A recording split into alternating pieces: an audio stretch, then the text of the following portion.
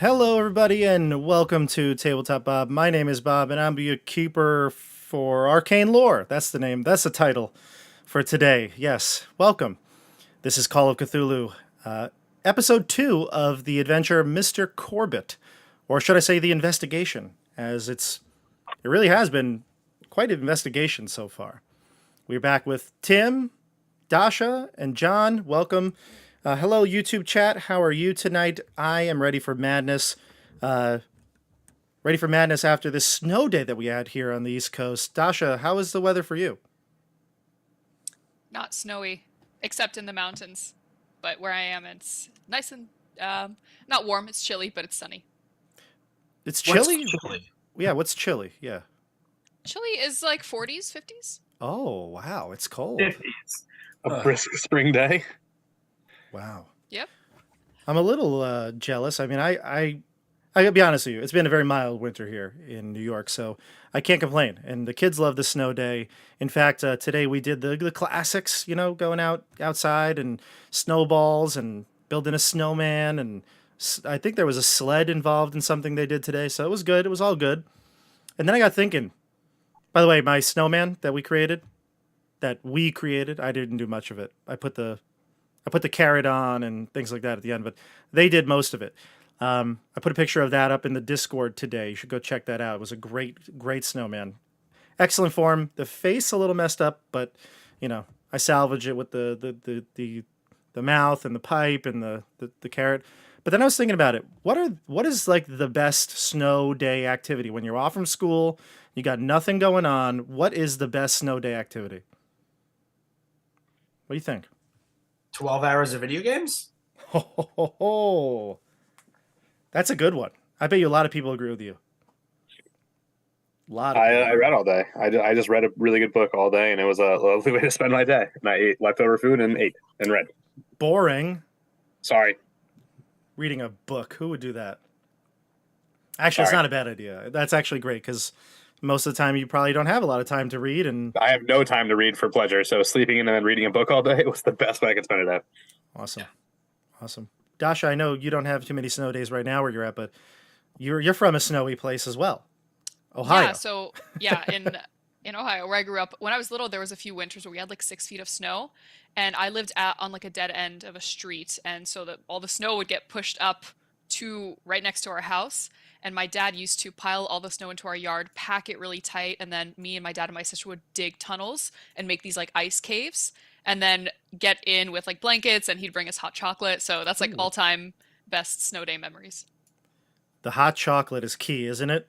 Absolutely, yeah. Hot chocolate or even tea, like something warm to drink while you're freezing your fingers off after digging for 3 hours. Hot chocolate with Kahlua and whiskey, or tea? Yes, that's definitely what I was drinking as a 6-year-old. Tea Definitely. with whiskey and lemon juice. Yeah, sounds great. She's talking about like marshmallows, adding that to it. I think that's a brand of whiskey, marshmallow. Whiskey. If you're from New England, you put a scoop of fluffernutter in there. That's a power move. Is it? Wow. Oh yeah. We don't use marshmallows. We just use a spoonful of fluff. You go. That I was sounds going to say, why? I've never heard anyone say fluffernutter. It's just fluff. Well, the official name is fluffernutter, but you know. Yeah. Okay. When we're being, really formal about our. Like if I want to go full New England, I'll be like, let's go into the packy and pick up like a quick hand. So like, come on. Then everyone's like, what, do you go to the package store? What is that? And it's like, okay, now we know we're not in Boston. I would like to go to the package store to get some whiskey. Thank you very much. Package store. Wow, you've lost me completely. I mean, I'm a New Yorker, and I don't understand anything past Hartford. So, Exactly. But speaking of Boston, I mean, that's where this adventure, or mystery, investigation, whatever you want to call it, Mr. Corbitt, takes place. We had an awesome first session. If you missed out on the first session, but you're joining us for the first time, I highly suggest you go check that out first because, well, it's part 1, and that naturally comes first. We also have a session 0. And also a couple things I want to promote before we before we start the stream here. I posted in Discord and on my YouTube community tab. They're actually, I don't really back too many Kickstarters, and no one has asked me to like talk about this or promote it, but I did back 2 Kickstarters recently, and I just want to showcase good work when I can. Both of these individuals created work that I've showcased on the channel before. That would be Esper the Bard, came out with a 5e supplement called Monstrous Heroes, where it's not like you're just playing a monster race, like you're just kind of choosing different races and racial abilities. It's a whole class or a whole book based on a new class system where it combines races and classes and makes a monster hero or character more unique. And I backed that project last week, and then this week, Kelsey Dion from Arcane Library, who have played, and Dasha's actually played in many of her adventures from Supernatural 20, came out with a brand new RPG system called Shadow Dark RPG, which is basically a old school, like a rules light, but like more of like a, I guess, yeah, it would be rules light, but also like modern rules that aren't like old in a bad way. You know what I mean? And she's been working on this for years, and she just came out with her Kickstarter today, and I backed that as well. Both these projects have been fully funded.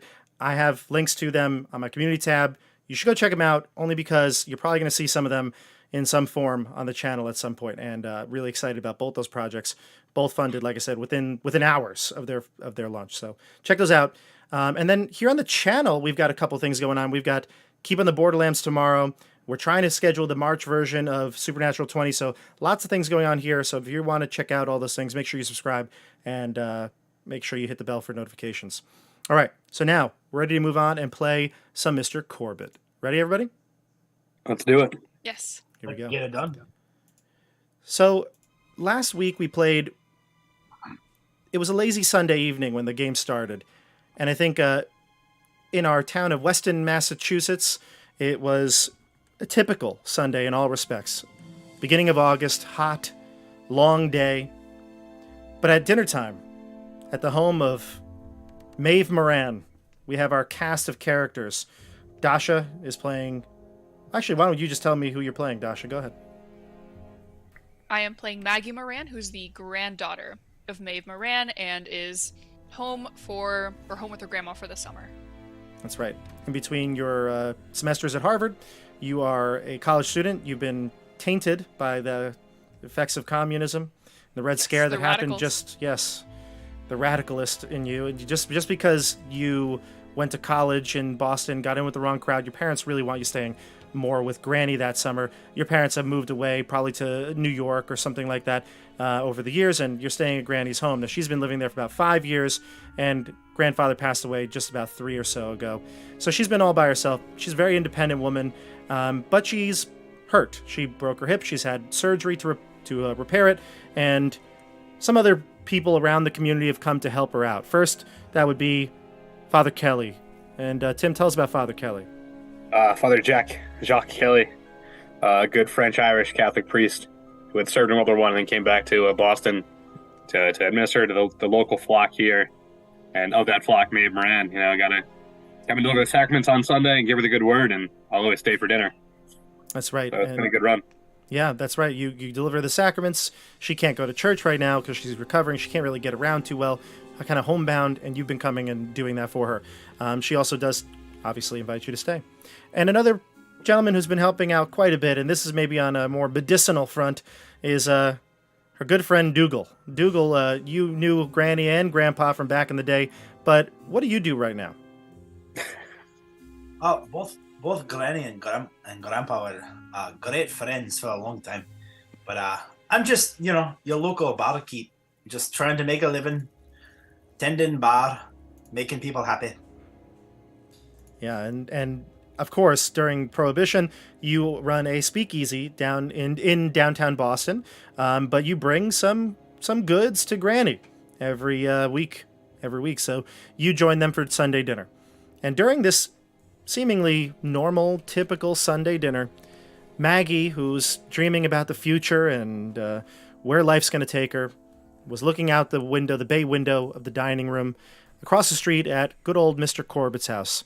The friendly neighbor that everybody in town loves. I think he's going to run for mayor one day, is what I've heard. Mr. Corbitt came home, parked in front of his house, opened his trunk, took out a couple packages, and as he was fumbling with his keys, one of the packages fell, unrolled, and Maggie saw a small child's arm. It's like a severed arm, roll out onto the steps. He quickly gathered it up and went inside his house, but you were certain of what you saw.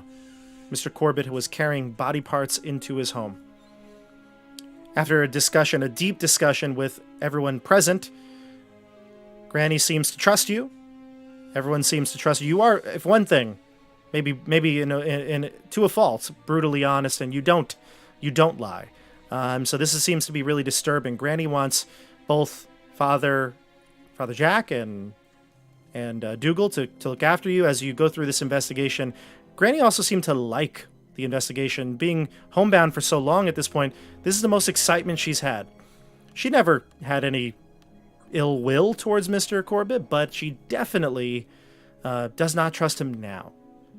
After this initial moment, he did come over and brought you some more zucchini or squash or whatever you had eaten that night, because he grows them in his garden in the back. And after a brief conversation and some watching, some tailing of Mr. Corbitt, you've decided he is up to something. A few days have gone by. Dougal used the resources of local paperboy Bobby Linsky. Bobby followed him around for a few days and found that he stayed in his office most of the day, which is in the north end of Boston, but then traveled just with a briefcase, nothing else, just his normal work attire, to the hospital. What do we call it? Was it Boston General, we said?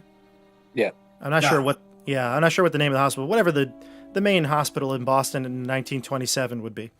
And he came in, stayed for about a half an hour, and then came back out, and seemed to have something on his mind when he left. But other than that, it was a perfectly normal day.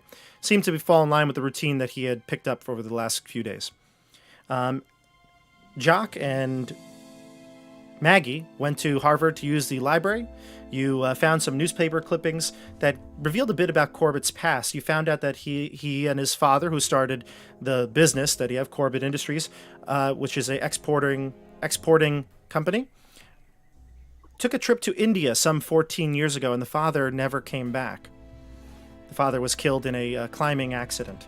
You also found out that more tragedy has struck the Corbitt home when Mr. Corbitt was just 2 years after that incident, when about 12 years ago, he was married. His wife, Mrs. Corbitt, ended up dying in childbirth, and the childbirth happened in their home, and the nurse, Miss Dunlap, at the time, she was had to be admitted to a sanitarium because she suffered a stroke and was basically confined after that. So it was a strange realization, or I guess a confirmation that Mr. Corbitt has a dark past of some sort. What he's doing, why he has body parts, how he got those body parts, these are things that you still have yet to uncover in your investigation, but you know that trouble is afoot. Right at the end of the episode. Go ahead, tell me, speak. No, you said trouble is afoot after body parts. Oh, Right. yes, trouble is an arm, yeah. Yeah, Trouble's in arm's reach, that's for sure. in arm's reach. And just at the end of that episode, Dasha, you had a moment. You were going to call your brother, correct? Yes. Yeah, your brother. Did we decide a name? Ooh, I remember there was something in the chat. Malachi, maybe? Malachi. There was a Matthias. You can decide in a moment. Matthias. You can check Let's do Matthias. Matthias, Okay. I like that. And when you were calling your brother from the hallway the hallway phone, you noticed something in the background. As you're watching out the window, you saw Mr. Corbitt come home, and you saw some sort of silhouette of a woman in the window on the second floor. And that is where we left off. The dial tone was all you heard, and your brother picking up, "Hello, Maggie. Maggie, hello." So let's pick it up right from there. It's Tuesday night. Mr. Corbitt just came home. Maggie. Maggie. Oh, Matthias, hello. Thank you for taking my call. She's like very shook, shaken. Her voice sounds shaky as she speaks to him, and she's maintaining eye contact with the window. She's continuing to look at it. You could absolutely be shooken. Or Shooketh. Shooketh. I am shooketh. Whatever Shook- works for you. She is shooketh, truly. Matthias, how are you? I'm good. working for Dad now. Yes, how's that going? How's the business? It's it's boring. It's a lot of paperwork. I'll be honest with you, but you're lucky. You're still in college. You got plenty to. I'm sure you're having tons of fun every day there with Grandma. Oh, yes, Grandma is wonderful, and I do wish I could go see my friends more, but, listen, Matthias, I had a question. I was wondering if you could do some digging for me. Sure. Anything. What do you need? Have you ever, in your work, done business with a group called the Corbitt Importers of America? I can't say I have. I mean, Dad would know more. Do you want me to talk to him? Yes, but please be discreet. I don't want him worrying or thinking I've gotten into something I shouldn't have. Are they communists? No, quite the opposite, I'm sure. Which is why I ask you, my people I know wouldn't know about them, so I thought you, being in the business world, you might know a little bit more. Look, I'll check with Dad. I mean, I see a lot of the records every day. Do they still work in manufacturing, arms manufacturing, Dasha? Sure. Yeah. Okay. Mm-hmm. I don't remember any Corbitt importers, but I'll check. I mean, Dad would know better. Let me talk to Dad. Is there anything else you need? What's going on here? Why are you talking so softly? You sound distracted. Oh, just Grandma's napping. I don't want to wake her, and we were just hoping to find out some information. A neighbor here is maybe running for mayor, and we want to know if this man is trustworthy, and in case he makes it. She's struggling. She's struggling to come up with a story because she's so shooketh. Shooketh. Yeah, Shooketh. give me a. I need something here. I think what you're trying to do is you're trying to fast talk him, right? You're trying to kind of avert this conversation. You want to get away from this part of the conversation. Yeah, absolutely. She does not want her older brother knowing what is going on. All right, and she is very bad at this, so give me a fast talk. You're gonna need a regular success for this. I'm not showing our Roll20 screen right now, but call out what you got. okay. Let's see.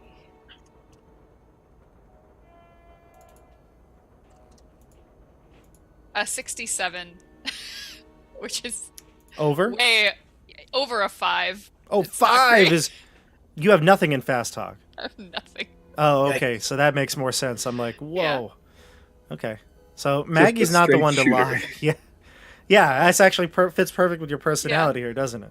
Yeah, especially to her brother. Like, I think she would have a harder time lying to family. Okay. All right. So you absolutely lie here, and it's a failure. I mean, it was a regular failure. You didn't fumble. You didn't get a 96 or anything like that. But, No. yeah, he'll go. Okay. Sure. Yeah, I'll talk to Dad. Listen, you. I don't know who you made friends with or the group you got in, but just remember, okay, you're a Moran. Don't sully the name. Of course, I would never. You know me. You don't need to worry. Mm-hmm. That's why I'm worried. Remember that hockey tournament back in Toronto we went to? Yes. Remember what happened to that girl's arm? Yes. Yeah. Watch your temper, okay? Okay, I promise. She's Matthias, dead, one by more- the way. No, I'm just kidding. God. One more question. Yeah. If you're not able to dig up any info on the Corbitt Importers of America, maybe you could also look into the Men of Industry. Another. Oh, I've heard of them. Oh, Yeah. what can you tell me? That's a. I'm gonna say I was about to say gentleman's club again. A businessman's club. A businessman's What is club. Matthias up to? Mr. Selling the Corbitt. Miranda. I know it very Who's well. sullying who's now? I know it very Too well. much sullying going on at the gentleman's club. the yes, what's it called again? The name of it? I'm forgetting. Men of industry. The Men of Industry, yes. It's highly regarded as basically the Boston business club. I mean, anyone who's anyone is a part of that club. In fact, I think Dad was a part of that club when we lived in the Boston area. It's been many years now since he's been a part of it, but if you, I mean, are you looking for jobs or what are you? Not you still quite, have years just- to go. You're not even done with your degree. Yes, and I doubt they let me in as I'm not a man, and we all know. No, but if you're How? looking for a contact, Oh, a contact. yeah, of course you can't get in. I mean, that's. I wasn't even Not- thinking that. That wasn't even. Not yet. Not yet. No. Oh, We'll have our rights. you're hysterical, aren't you? But yeah, if you need a contact, let me know. I mean, you could always work for Dad too. I mean, think about it, right? That's why we have parents, right? Am I right? Maggie shudders and just like mutters under her breath, "God forbid." That's her worst nightmare is working for Dad. A contact might be nice, Matthias. Do you happen to be part of the club or No, of- no. I've only been working for Dad for the last year or so. So let me talk to Dad about this guy, Corbitt Industries. Let me do that first. But I'll try to touch base in a couple days, maybe by the weekend. Great. You know where to reach me. Yes. Tell Granny I love her. I will. Alrighty. Thank you. The line cuts. All right. So it's Tuesday night. It's dark now. I believe Father Kelly and Dougal are to come over in the morning and plan out the rest of the day. Wednesday's probably the only thing you might have to do at some point during the day, Dougal. You might have shipments coming in to the bar, and Father Kelly, you might have Wednesday confessions. So, you might have to do something in the middle of the day. You might have to break, but that would be the only thing on your itinerary. For the rest of you, is there anything you want to do that night as you go to bed? I know, John, we kind of before we finished last session, we had a moment where you talked with Bobby Linsky, and that was kind of like your night, Tuesday night. Father Kelly, we didn't do anything with you. Is there anything you wanted to do on Tuesday night, or do you want to just meet up again on Wednesday? Meet up again on Wednesday would be solid for me. Probably, get back to my rectory at the parish. Do my nightly evening prayers to myself. Maybe do a couple rosaries because it's been a strange day, and then retire to my chambers and go to sleep. Okay, great. So we wake on Wednesday. Bus, is that how you get around typically, Father Kelly? Bus? Yeah. Okay. So Father Kelly gets off the When did bus. the T open? Say it again? When did the metro open in Boston? The trolley? I don't Yeah. know. I have no idea. I don't know. John? Oh, it was definitely open, but I mean, yeah, no, bus makes sense. Well, whatever. Yeah, West End might be easier just to get there by bus. But whatever it is, you transport yourself there in the morning, and you arrive. What time do you want to get there? I think Granny probably said come bright and early. Yeah, but bright and early is you gotta do morning mass, sunrise mass, so like maybe like 7:38 would be good. Okay. You come at 8 o'clock, and you knock on the door, and surprisingly, Granny answers it. She'll answer the door, and she's got her walker there. She's hobbling over, and she goes, Father Kelly, come on in, please. Do me a favor. Would you mind sitting with me in the living room? I'm sure that Maggie will be down soon. Of course, Maeve. Come on in and don't strain yourself. You're not as young as you used to be. I'll shut the door as I walk in. I'm not as old as I could be. She sits down and puts her walker to the side, and you sit down in the living room. I imagine the way you're sitting, two like armchairs opposite the bay window in that room, Mr. Corbitt's house, just kind of in between you, interposing the two of you as you talk in this conversation. She looks out the window and she goes, he left for work bright and early today. Normal. We've been watching. It's strange to watch your neighbors so closely. You see many of their habits and idiosyncrasies. And yet every time I watch, he seems like the simple, kind Bernard Corbitt that I've known here for the past few years. Which is what brings me to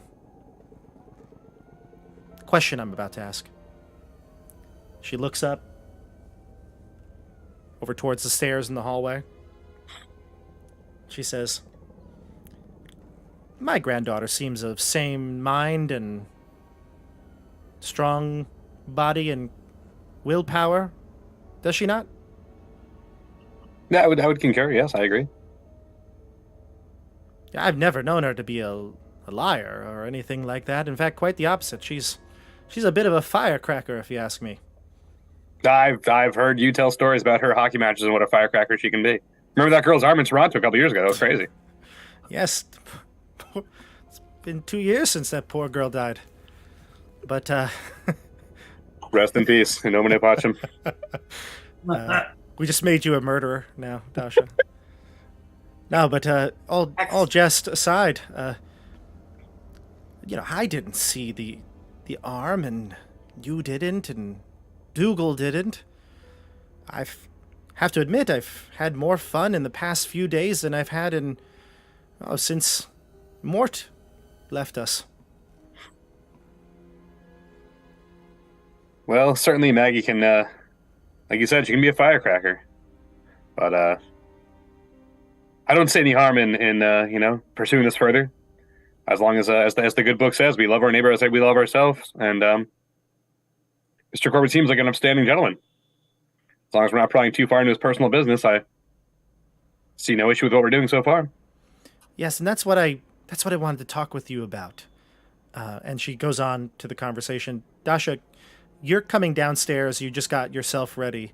Maggie, what is she bringing with her? What's she gathering to go out on this day, you think? Obviously, you're going to have a discussion with everybody in the morning, but what are you bringing downstairs with you right now?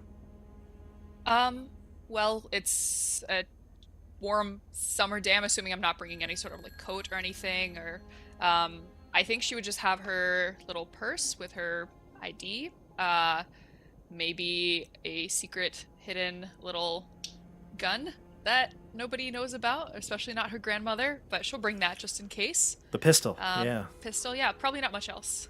Okay, so you've got that concealed on you, and you bring your bag downstairs, and you hear the chatter. I mean, you might have heard the knocking on the door, and a brief greeting, but the conversation's been low and sort of hush-toned.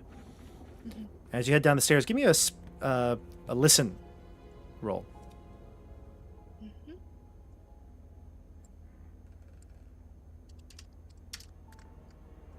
While that's happening, I'll just say that most of the current Boston subway was already in place by this time. It's insane, and there is one that goes pretty much to the border of Weston. I saw that open in 1897. I was like, oh, by now we're spoken 30-odd years. We're good. That's how Dougal probably gets there around, right? The subway? Yeah, 100% subway, and maybe the occasional little taxi. Yeah. Well, you live in the city. You live in Boston, right? Yep. Correct. And Father Kelly lives in Weston, right?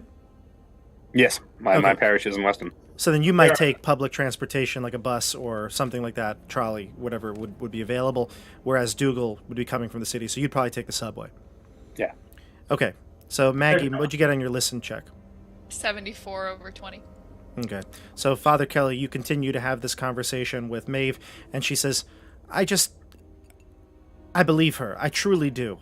But I also don't want anything to happen to her. She's a young girl. She has her whole life ahead of her. And I just keep an extra eye out on her. And if she continues to see things and you don't, I don't want to say she's lying, but maybe perhaps all the issues with her parents and these kids at school, maybe they're just messing with her head. Just keep an eye on her and try not to take everything at face value.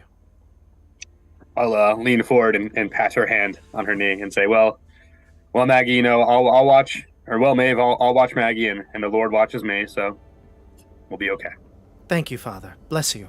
And then you hear the steps creaking as Maggie's coming downstairs. Maggie, you come down to the hallway, and then from that foyer you can see Father Kelly talking with Granny at the window of the living room. Morning, Father. Good morning, Granny. You're a little low. Maggie, how are you? A little low, Dasha. Volume. Oh, okay. You Can might. you hear me? Yeah. Great.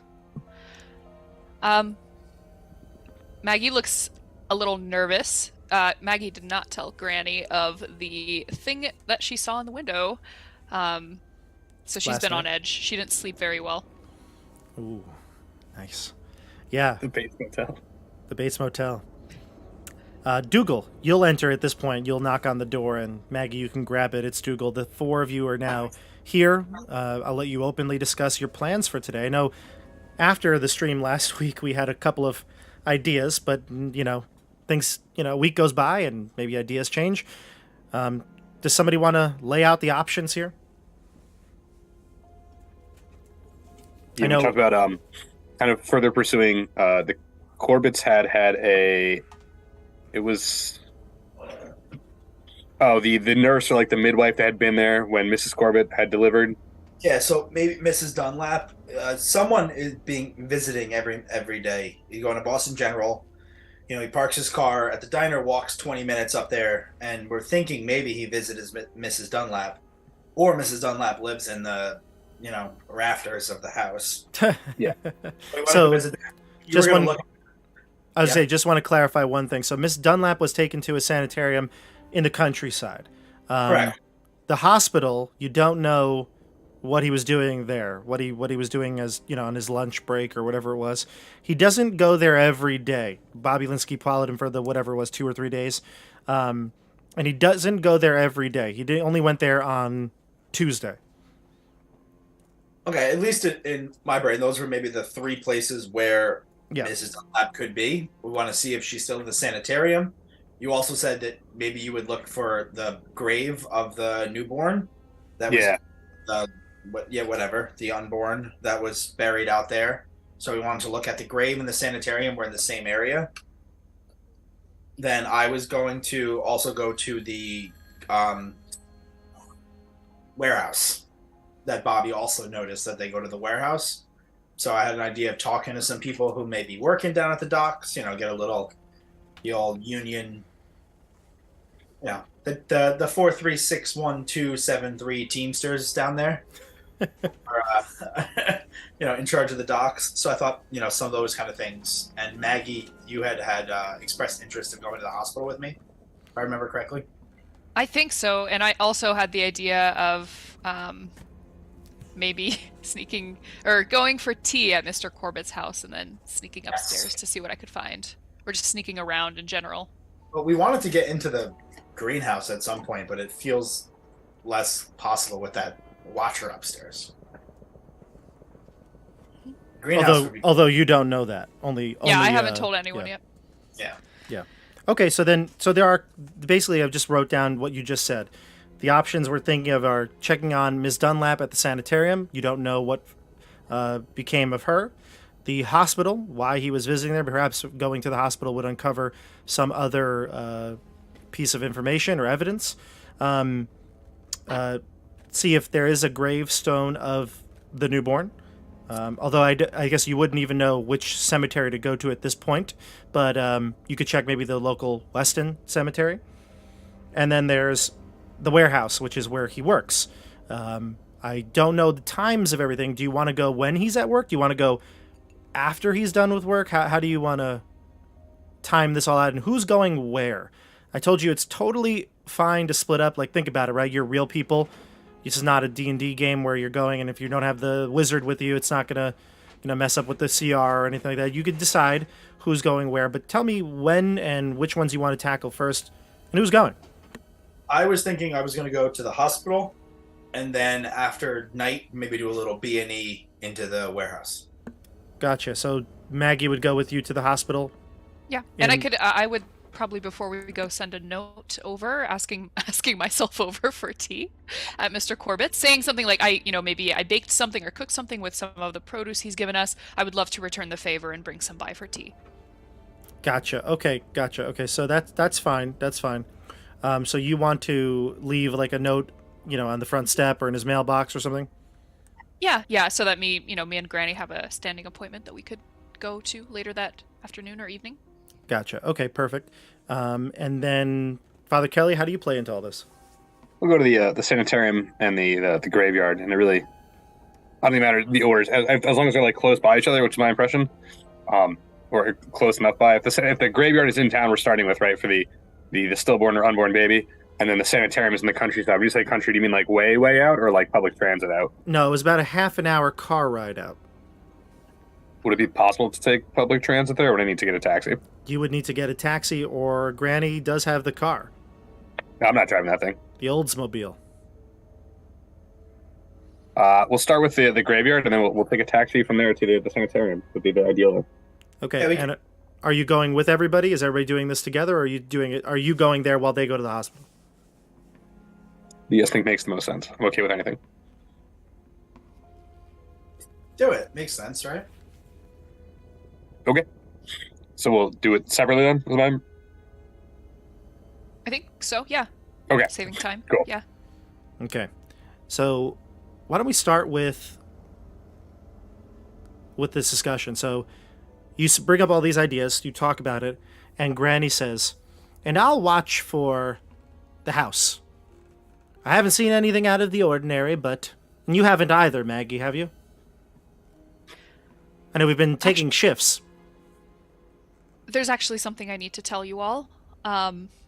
Last night when I was Maggie, making a it's phone call. it's okay, Maggie. You can be honest with us. And she looks to Father Kelly. And I'll look back at Maeve. Yes, tell us before we do anything else, Maggie. Tell us what's on your mind. Yes, so as you may know, I made a phone call last night to Matthias, and Granny, he sends his love. Oh, what a fine boy he is. Yes, he's wonderful, but that's not the point here. The point is, as I was making this phone call, I happened to glance across the street, and there's a slight chance I may have seen something or maybe someone in the upstairs window of the Corbitt house. Mr. What Corbitt, makes you you mean? think that? I think I saw a woman in the window. Ah, Now, it was getting close to dusk. Maybe my eyes are playing tricks on me. But I think I know what I saw. And it was strange, as I know of no woman currently living with Mr. Corbitt. And so I thought I would tell you all. All right, Maggie. Which window you're talking about? Bob, was there a particular window that you had designated? second floor window, probably on the right side of the house looking at it. Okay, second floor, right side of the house. Oh, dear. All right. Not everybody run to the window at once. Take a look. Yeah, everybody's looking out the window now. Get away from the window. Dear, why didn't you tell anything to me last night?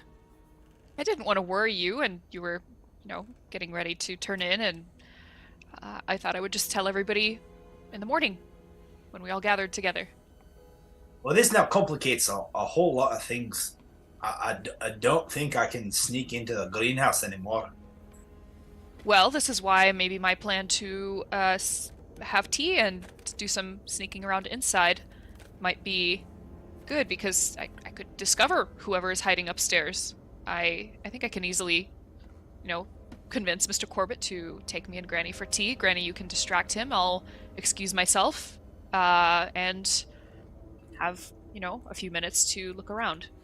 Yeah, and what if they discover you and then they kill you? And it'd be easy to just play it off. Oh, young communist comes into my home and makes trouble.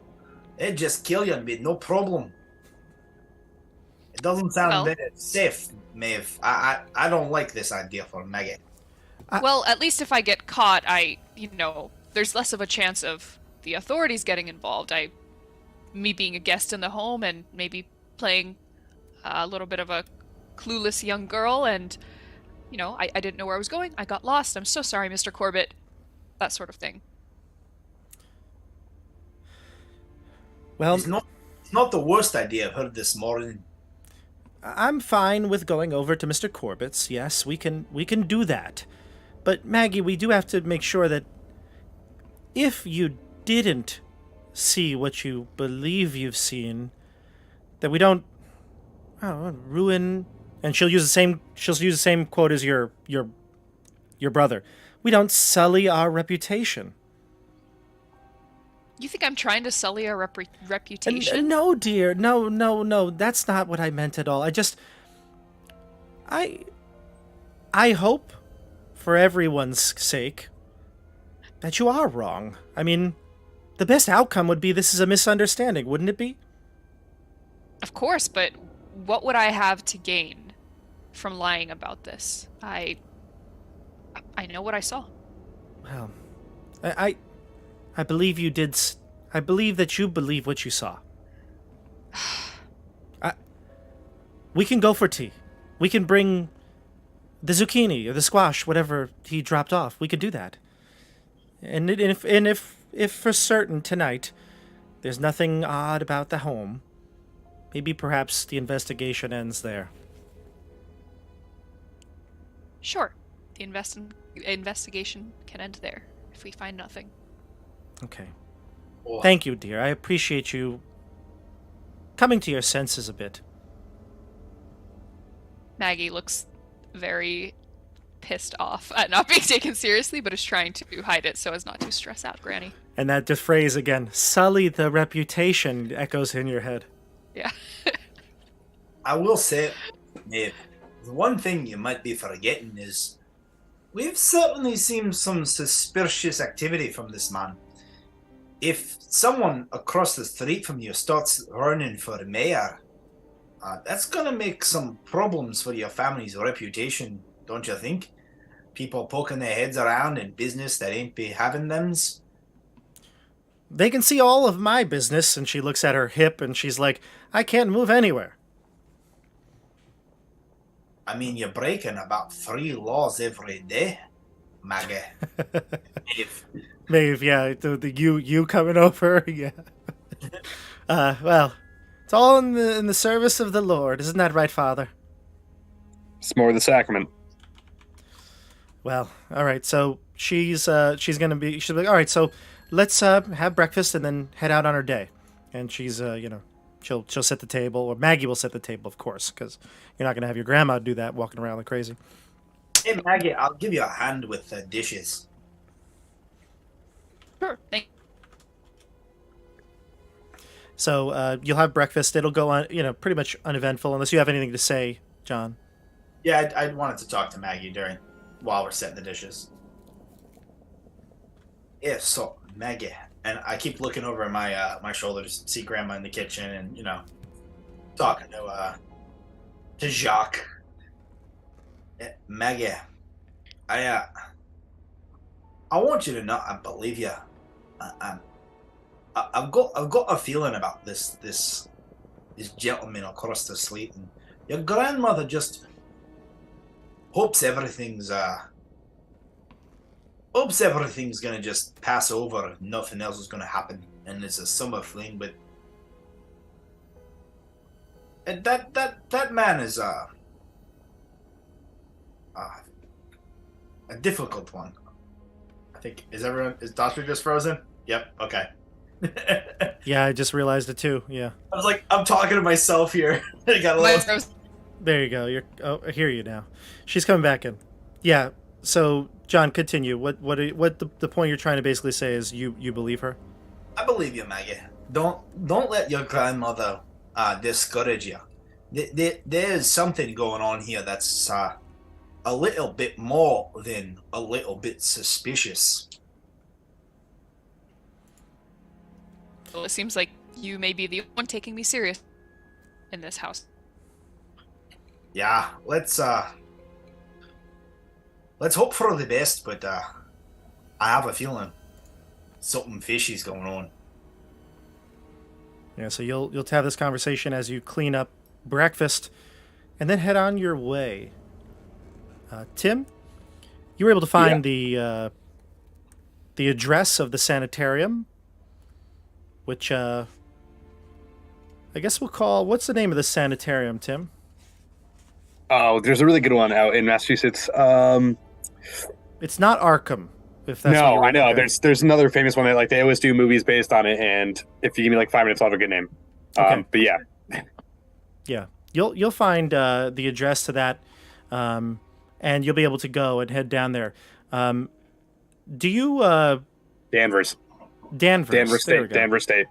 Yes, I've heard of that. Who knows where that exactly is, but it will say it's about a half an hour drive from where you're at. So you'll grab a taxi to go to the cemetery and then head over there. We'll start with the cemetery. Yes. So you go to Weston Cemetery, and this we'll say this cemetery has been around for quite some time. Maybe they even have ties back to the colonial period, as our good neighbor, our lovely spinster, local spinster, Harriet Hart, she claims that her family goes back to the colonial period. So why not? The old family. And you head to the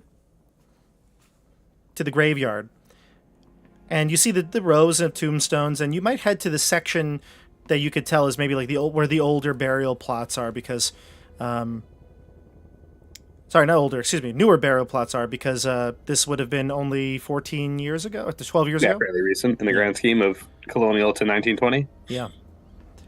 And give me a spot hidden check. You're going to need a regular success, and depending on how long of the time you want to spend here, I'll give you a bonus dice if you take your time to do it. But if you choose to do this quickly, you want to get it done maybe within maybe like the half hour or hour, that would be a regular check. Oh, I've got nothing but time. Okay, take a bonus dice. You're rolling D100, and you can take a D10 and replace the tens side with whatever's better for you. Oh, the D100 was a solid 4, so it's a 4 over spot hidden, a 4 over 25. Okay, so that's going to be a hard success, correct? Yeah. Okay, so yeah, within no time really at all, you come upon the row of stones that are those like smaller flat stones, and you could see it's clearly that of a child's marker, and you do see it. You see Benjamin Corbitt, and it's obviously the date is just the date of that day 12 years ago. It was dated on the same as the newspaper article you found at Harvard.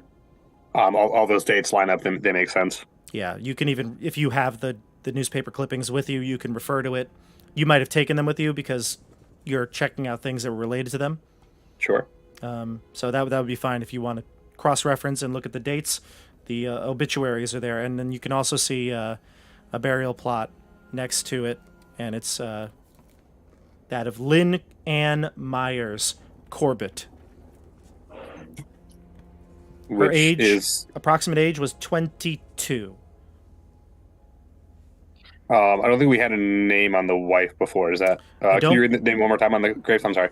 Lynn Ann Myers Corbitt. Okay, that makes sense then. That was Yep, 22 years old is the based on, you can just do the math, and she's 22 when she died.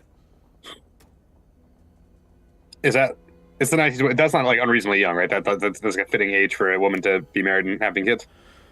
I believe so. Okay, good enough for me. I mean, you could have a baby anytime. Yeah, I mean, theoretically, why not? Yeah. Sure, just making sure Mr. Corbett's not like in no issues. No, that makes sense. Okay, no. This seems within the realm of possibility. Yeah. Perfect. Many members of my family had multiple children. I was gonna say, I know I've got aunts and uncles who around that age. That makes sense. Yeah, early 20s, totally fine. Yeah. So, are the gravestones like well maintained? Are there any flowers or anything around them? No, they don't look like they are. I mean, neglected per se. Like they look like all the other gravestones here. They are maintained probably by the cemetery itself, but there's no like flowers or anything left there. It's rather plain. If I have some time, could I collect some wildflowers and maybe just take a minute to tidy up the grave a bit and leave some flowers behind on the child's, the infants? Yeah, you can. Mm-hmm. Yeah, that'd be good. Okay. And just making a mental note that all this kind of adds up to what we know to be true so far based on the newspaper clippings. This kind of all confirms that story. It makes sense. It does. Yeah, it confirms the story, and you can take your time, do your priestly duties here, and then head out. Yeah. Do you want to go straight to the sanitarium now? Yeah, I probably would not have had the taxiway, but I feel like the graveyard's within Weston. There's probably not impossibly. The taxi probably would have waited for you. Yeah. And last question: the graves were like in regular shape. It's like Nothing has recently been like disinterred or otherwise bothered. It's just a regular maintained by the groundskeeper grave. Give me a spot hidden, Sure. and then call it out, because I still don't have roll 20 up. I probably should Yep. just switch to roll 20. Nah, we're good. So it'll be a 40 over, what did I say, 25 before? People like to see your rolls here. You have 40 over 25? Yeah, 40 over 25. All right, so, you look around, but there's nothing here that is out of the ordinary. I mean, they all seem fine. The ground is solid. I mean, it's summertime, so there's plenty of, grass and wildflowers, things like that, but nothing seems like it's been dug up or interred, like you said.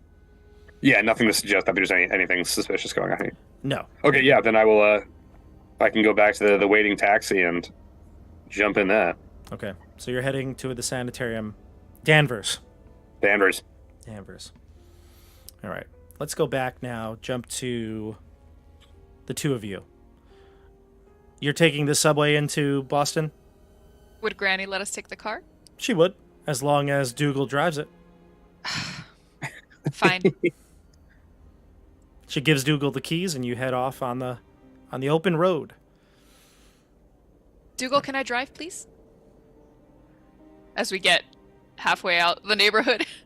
Yeah, Maggie, if you put on this funny hat your grandma has from one of the previous drivers, I'd be happy to sit in the back and you drive.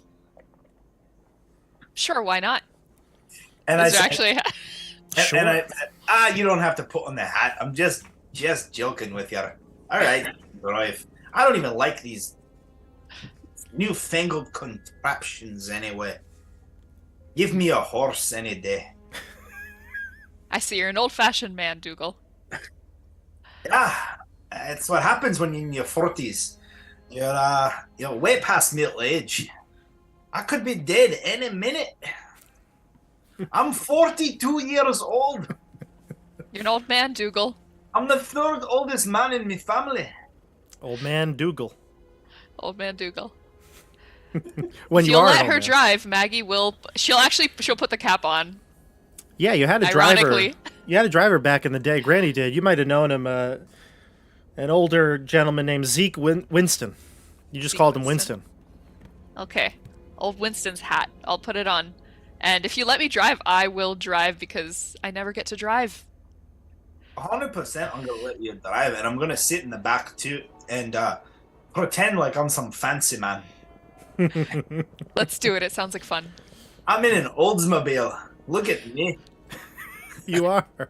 She has this beautiful Oldsmobile, and you drive off and you start doing donuts or whatever you want to do, whatever kids do, with cars, and you ride I off. think she just city. starts being like silly and like pretending to be a driver. She'll be like, "Where to next, sir? Where can I take you?" Having way too much fun with it. I get no more of them donuts. I'm going to hurl. Oh, She's definitely speeding. I as can't. well. I can't take it. Poor Dougal. Oh, if we get pulled over by the constabulary, how do you say that word? The way you said it. Constabulary. How many drinks have you had already, Dougal? It's only Quick 11 in the morning. please. I'm not sure that women are supposed to drive. So Oh, So- stop. I've been driving since I was 14 and my brothers snuck me out and taught me how. There you go. be careful who you tell that story to. Not All right. Granny. I know you won't tell anyone, Dougal. Let's go. Don't tell Granny. Please don't tell Granny. She gets Don't really tell serious Granny. all of a sudden. I got to get to the hospital because I got to be back at the bar before nightfall. Okay. She will drive to the hospital and definitely is going at least 10 miles over the speed limit. Okay. So you head to the hospital here. And Boston General is, it's one of the bigger structures in downtown here. You head in and you get to the front desk. I would assume there's like some sort of like information desk. And you have, all these different hospital workers there moving about. You've got patients coming in trying to get a hospital bed or, some sort of injury. What do you do as you approach the information desk? There's someone there, say a man who's dressed in the suit. Obviously not a nurse or, just someone more of a clerical staff. I'll whisper to Dougal, maybe you should take the lead. I'm not very good at lying. Yeah, I got this. I'm gonna walk up with a, I don't know, a $5 bill in my hand. I feel like is that a lot of money? That's, I think, quite a bit, actually. That's a lot of money. If I'm not mistaken, that's like quite a bit. I'm gonna have what's the modern day equivalent, okay, not modern day, when we all grew up, and the equivalent of $20. So $5 is like $75 in 1920. Okay. I'm trying to find a good comparison here in the handbook. Give me a second. Maybe like $85 in 1927. Maybe like $1 is what you have out. Or 15 something. is like equivalent to 2, they're saying. Yeah. So $15 is $2. Okay, so yeah. yeah, that's the equivalent they're making here. So I have yeah. $3 bills rolled up nice and tight, a little, Mr. Washington has a couple things to say to you. Mr. Washington and his twin brothers. Would they be triplets? I'm gonna give the lad $3. So I walk up and I introduce myself. Hello, my name is Dougal McDougleton. Who is that? Wait, is that his Maggie snorts, is trying to not laugh audibly. Is that his last name? No. Oh, but you're lying or something. Dougal's name is Dougal. It's like Cher. Okay. Friends. Okay, so What? Dougal Share? Dougal McDougleton comes up, and the man, the man at the front desk who's like dealing. He's got like patients coming up to him, trying to figure out how they can get a hospital bed, and he's like, yes. I'm here to meet. So, you see that lass over there, and I point to Maggie, who's crying off in the corner. Yeah, what about her? Well, I'm here on behalf of her father, and her father, Mr. Corbitt, comes in here every once in a while to meet somebody, and I got to tell you that Mr. Corbitt, he left Maggie's favorite hat in this person's room, and if Maggie can't get the hat back, I have a feeling that she's gonna never talk to her father again. You know how these kids are these days. So I told Maggie it's all okay. It's just a hat. I'm gonna come on down here, and we're gonna find the hat. So, Maggie's still wearing the driver's cap, by the way. So she's Mr. Corbitt was here yesterday, two days ago? No. Here 2 days. Yesterday. Days ago. No, yesterday. You got it right. 2 days ago, about one. I have it written down, but I have like 5 times written down. About 1:20 in the afternoon on Monday.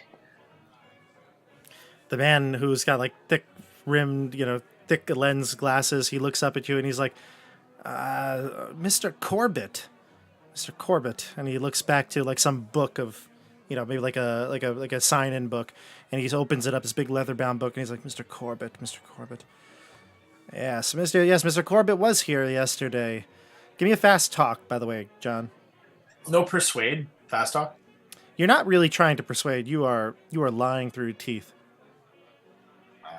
Okay, I should have maybe done that differently.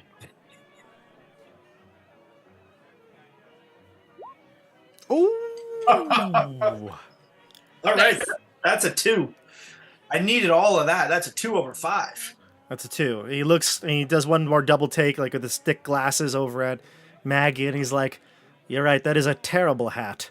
And he gets back to the book, and he's like, "Yes, Mr. Corbitt was here at about 1 p.m. yesterday. His reason for visiting was that he had a appointment with Philip Sampson." Oh, okay, Mr. Sampson. Yes, of course. He's the director of finance here. I I assume that they had some business meeting. Oh, that checks out, Mr. Sampson. If you could just point me in the direction of Mr. Sampson's office, or maybe even don't even bother Mr. Sampson. What about Mr. Sampson's secretary, or somebody who maybe could have found the hat and can return it to poor Maggie before she gets more hysterical than usual? Give me this might be the persuade. Maggie hears him say that and starts crying even more, like obnoxiously loudly. So maybe we'll do the bonus dice for this because you're assisting, you're aiding. So how does the bonus die work? Am I rolling another 100? No, you'd roll a d100 and then you'd roll just a d10 to replace the. But I don't think you need it. I don't think I need it. That's fantastic. Because you rolled, so that would be either a 04 or a 74. Basically, think of like advantage, and you're choosing obviously the 04. So 4. That's another. Is that a extreme success again? Oh yeah, that's at over 50. Okay. Wow. Okay. So yeah, you. What is your stat in that, by the way? 50. It's 50 on the nose. Where's that character sheet? Yes, 50 on the nose. Okay, so then the 10 is what you need for your extreme success. So that's clearly an extreme. Yeah, this kind of desk clerk will look up at you and say, "You might have better luck probably trying the janitorial staff. If something was found, they would know where it is. But I'll point you in the direction of Mr. Sampson's office." And he'll tell you it's on the, third floor, whatever it is. Third floor tells you how to get there from where you're at in the lobby. And he'll write you in the book. Oh, Dougal McDougalson. And your name was? And he goes to Maggie. Your name was? Maggie Corbitt. Maggie Corbitt. I just want my hat back. Is that Corbitt? Is that 2 B's, 2 T's? How do you? 1 B and 2 T's. Okay, great. He writes that down. All right. Just, be quick. I mean, it's a busy day already. I could tell. It's a full moon out tonight. Oh, no, tonight's a full moon? Oh, well, be very careful. I definitely know in me line of work that a full moon means... The lunatics come out at night. Ah, well, yeah, if you want to use such a nice word, I was going to call them the crazy bastards, but okay. A lunatic, sure. You have a nice day, Miss Corbitt and Mr. McDougalson. Oi. All right. So you head, do you want to head to Mr. Sampson's office? I'm going to not go into it, but want to walk past it, walk near it, yeah. Mm-hmm. Yeah, so you head up to the third floor. You'll find the area of the offices. This is, you can see, you pass like a nurse's station.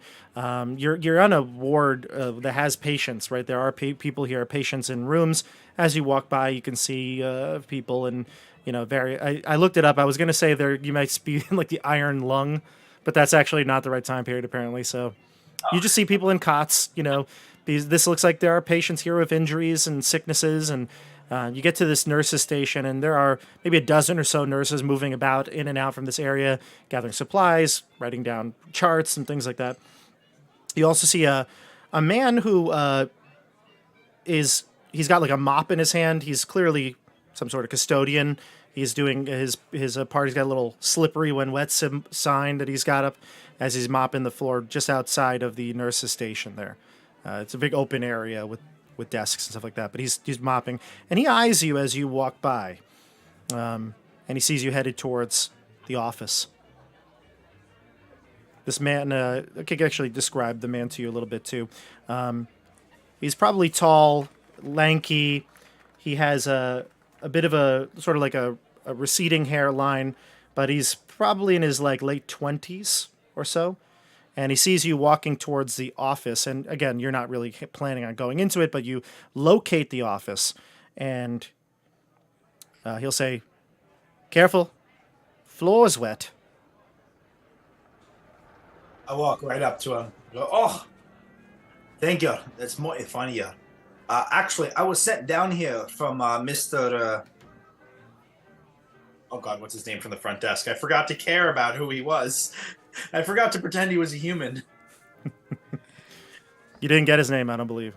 Oh, all right. There was a pretty uptight lad downstairs at the front desk who said, actually, you would be the one who could give me a hand. My name's Dougal. Nice to meet you.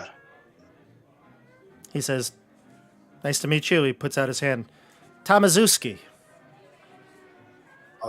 Tomaszewski. May I call you Tom? Well, you could. Name's Randolph. Randolph Tomaszewski. Randall Tomaszewski. Oh, that's a pretty special name, actually. I think I'll never be able to forget that. Not like that boring old bloke downstairs. It was very easy to forget him. But Randall Tomaszewski. I got a question for you. Yesterday, my boss, Mr. Corbitt, came here, and well, he left a beautiful hat here, as far as I can tell. And he sent me here with his, with the idea that he'd be able to find the hat. So he came here yesterday to have a meeting with Mr. Sanderson. And, well, I was told downstairs that maybe you'd be the person who would have found said hat. Mr. Corbitt, you say. Yeah, Mr. Corbitt. Don't know, Mr. Corbitt, but didn't find a hat either, so couldn't help you. Mr. Corbitt's he pretty hard to miss. He's a pretty famous Bostonian, and he definitely carries himself like someone who believes he's better than everybody else. Well, look, I don't know a Mr. Corbitt, but if I see any hats, I'll bring them down to the front desk now. Gotta finish up here. Careful on the floor. And he starts mopping again. If you don't mind, I'm gonna just ask around to see if maybe someone else picked it up. It's pretty important, and it's the kind of thing that maybe someone would want to steal. If you catch my drift. No. There's if something was stolen, it would have been brought to me. I'm in charge of this floor. You know, Are you admitting to some guilt? If it was stolen, it would come to you. What are you, the? No, not stolen. No, if it was Almost? found and brought to find its rightful owner, I'd have known about it because I run this floor. You see, every custodian's got their floor, and I'm in charge of this floor. And you're keeping the floor mighty clean. What kind of patients exist on this floor? Are there people who? You'd have to ask the nurse. Go to the nurse's station. He points down the hallway to the nurse's station. They'll tell you more. I'm not a doctor. Listen. I got to get back to work here. Randall, you've been more than kind. I appreciate you very much. You know any of the? Which nurse should I ask? Who's the most competent? You know how these women are these days. Maggie will elbow you really hard just in the ribs. Look, I don't think you need to even ask the nurses. Like I said, it would have came to me. So. All right. Thank you for your help, and I throw him $1. He'll no, please. I couldn't. Please, take it. Please, take it. Hey. I couldn't. Randall, it's not my money. You might as well take money from my boss. I told you he was a jerk. Yeah, even still, I couldn't. I couldn't. Please, take it. All right. Have a wonderful day. You Before too. you leave, Mr. Randall, Tomaszewski. Tomaszewski. You've been a great help. Thank you so much for helping locate my lost hat. When might Mr. Sanderson be back? Perhaps he found it and locked it away in his office. I don't know when Mr. Sanderson's coming. It's Samson, is it? Salmon? Whichever one. Sorry. Yeah, I think his name is Salmon. No, you're right. Samson. Okay, Samson. Samson. He'll. I don't keep his schedule. I'm sure he's a busy man. He's in charge of the finance here at the hospital. He's got but you don't need to bother him. He's not This is just a hat. If it comes to me, like I said, I'll leave it at the front desk. I'll even, you know what? Leave your address and we'll mail it to you. Oh, okay. I suppose we could do that. Thank you. All right. Gonna get back to work. And he'll take his mop and bucket and he starts to walk away down the hall towards the nurse's station. The floor is still dirty here. It's like, half mopped. So he's walking towards the nurse's station where he just told us to go. Yeah. It looks like he's walking like you might have came to like the end of the hallway where there's like offices and stuff like that. He's headed the other way now towards the nurse's station, towards the center of the floor. I'll kind of nudge Dougal to go follow him, and I'm gonna start kind of edging my way towards Mr. Sanderson's door, pretending to look for my hat. Sure. Yeah, you can look in. Dougal, what are you saying? In Maggot, I'm picking up what you're putting down. I'll make a big scene. You got a few minutes, all right? Mm-hmm. Do you start moving towards Tomaszewski? I'm gonna follow Tomaszewski and go right up to the nurse's station. That's what he told me to do. But I'm gonna walk pretty quickly and take a nice, pretty big fall as I get in front of Tomaszewski. So in between the nurse's station and Tomaszewski, I want to take a nice big fall so everyone's looking at me and not at Maggie. So I will say something's going to happen as you start to approach those. So you start to walk towards the nurse's station, and Maggie, you start to peer into the office. Tomaszewski looks back. He's been looking back a couple times, and now he sees you, like you said, fast walking towards him. And what he'll do is he'll drop the mop bucket and spill the water all over the floor and just start running and taking off down the hallway. And he'll brush past a bunch of nurses. He kind of almost knocks one of them down. Papers fly in the air, and he starts running. What do you do? Boys, stop that man! He's a murderer! Oh, okay. All right. So we're going to pause this for a second. We're going to go to Tim. Escalated very quickly. Wow, that got out of hand really quickly. Now back to the peaceful graveyard where the father is saying his prayer. Yes. Yeah, I was gonna say, and here we are. No, what we're going to do is we're going to switch it over to the sanitarium. Oh, good. You approach Danvers. You approach Danvers, and it's a well-manicured sanitarium, well-kept. You can see that there are patients and some of the, you would say, medical experts out on the grounds enjoying this lovely morning. It's probably mid-morning now. And I changed the music to sanitarium. Of course, it sounds like a haunted sanitarium, so I'm going to switch it a little bit. It's not that bad right now. Just put on the One for the Cougs and that soundtrack will be good. Yeah, exactly. But you head to the sanitarium and you walk up and you head to the front of, again, similar. It is a medical facility, so you can come up to a front desk and you can see a nurse there, a woman who'll greet you there. Oh, good evening, Father. Or good morning, Father, I should say. What do we owe this visit?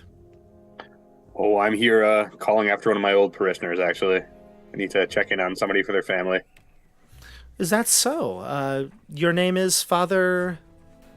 Father Kelly. Father Kelly. Do you have an appointment with one of the doctors? No, just one of the patients, actually.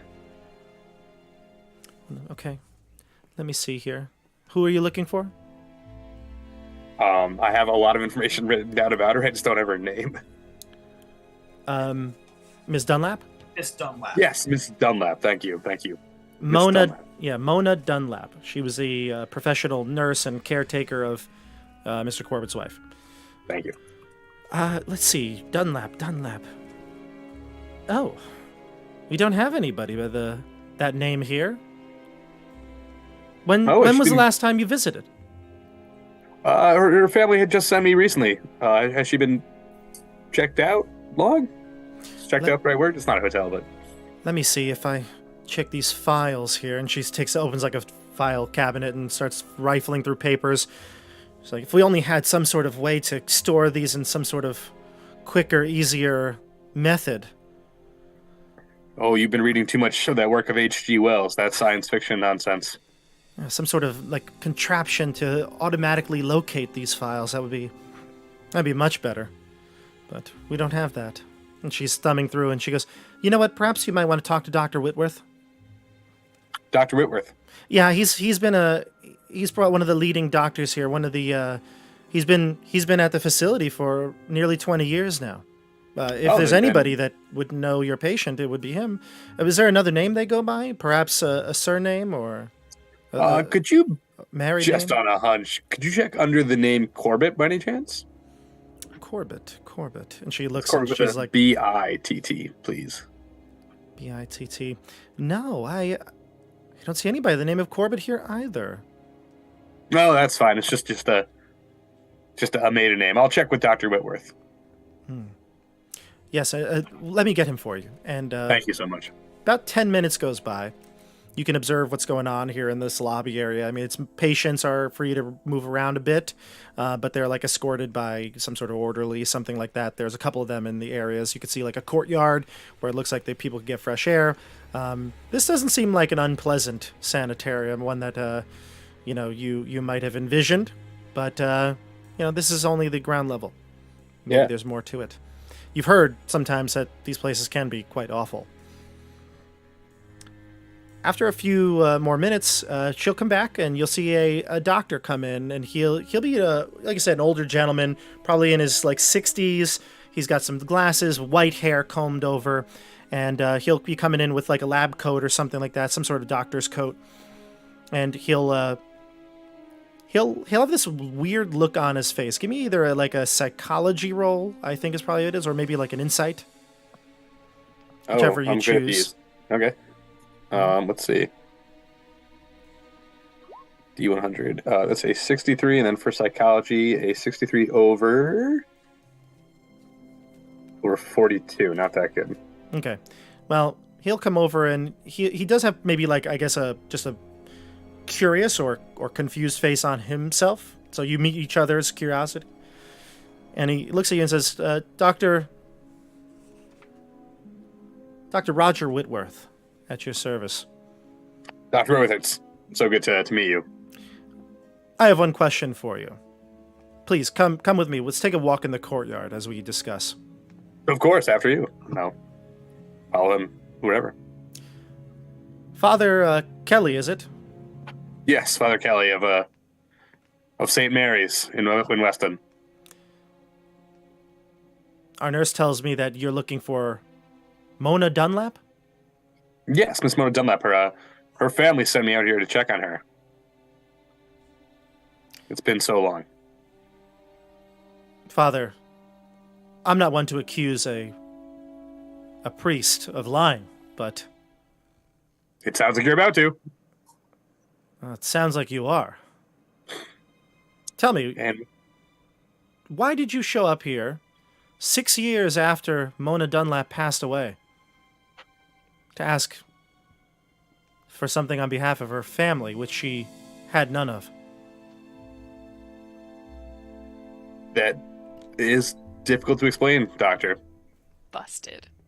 I can see why that would make me look like I have egg on my face. I mean, I know that the Lord works in mysterious ways, but tell me, I'm curious because I was here when Mona Dunlap was brought in 12 years ago. And it was a rather peculiar case. What is it that you know of Mona Dunlap? Well, Doctor, if I'm being totally honest, we don't know much about Miss Dunlap at all. But recently, it's come into the attention of the parish and the diocese that her case might be of more interest to other powers, and so it's being, I don't want to say investigated, but looked at a bit more closely. This is partly a lie, right? Yeah. Oh yeah. I mean, you are investigating her, but it's a bit of a It's a bit of definitely a- not a full truth. yeah, it's a deception. Give me a fast talk here. I'm gonna say Oh. you're gonna have disadvantage because he is already on to you. So you're That's more than fair. gonna have a penalty die. You're gonna roll an extra d10 afterwards, and you can replace you're gonna take the worst result for the 10 side. Oh, that's okay. That's So you rolled a one, nat okay. 1, which is incredible. And it becomes And a then- 71. It changes the 10 side. Yikes. Yes, it changes the 10 side. It's like having disadvantage on a roll. It's a 71 over a 5. Okay. And he says, listen, if you're not going to be truthful here, then I don't see how this is going to be in any way beneficial. I have a confidentiality to my patients. You understand that? Of course, no one understands confidentiality better than I. I'm a priest after all. I know what confession is. Tell me, Father, is lying a sin? Not in the service of the Lord. It's a dangerous way to go about it, don't you think? Yeah, who's here to judge, though? We all end up before a higher power anyway. Now, look, I'll just say one thing about Mona Dunlap. Her death 6 years ago was probably a blessing from God itself. That's an odd thing to say, Doctor.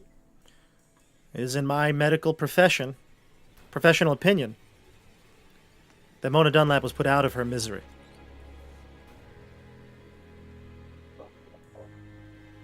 And what misery was that? She came to us after awaking from some sort of coma, some sort of psychotic breakdown. She had suffered a stroke, is what I believe the hospital had told us. But she never was herself. None of our attempts to recover her sanity never worked. She kept muttering strange things. Sleep cycles would be off. Her last words were, "It was," and I will remember this for the rest of my life. She said, "It should have died. It should have died along with the other one."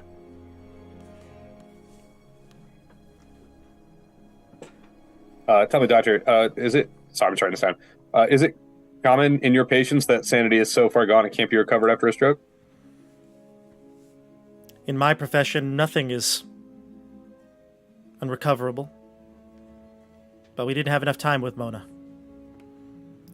But if you're not going to tell me why you're looking into this, well, I'm afraid our conversation ends here. You see, Doctor, recently I've come into contact with a gentleman, Mr. Corbitt. The father you may have heard of something Myers Corbitt. Lynn Myers Corbitt. Lynn Myers Corbitt, the husband of Lynn Myers Corbitt. It was delivering her baby that Miss Dunlap, Mona Dunlap, went into this. Yes, I'm aware. comatose Yes, state. yes, I remember that. It was during birth that she had the stroke. Yes, I remember this. It has just come to our attention that all of this seems to be a bit suspicious. So excuse me. I don't mean to lie to you, Doctor. We're just trying to connect what seemingly are disparate threads. Now, your name is Father Jacques Kelly from St. Mary's in Weston? That's correct, Doctor. That's where the Corbitt family is from? Yes, Doctor. Give me a persuade check here.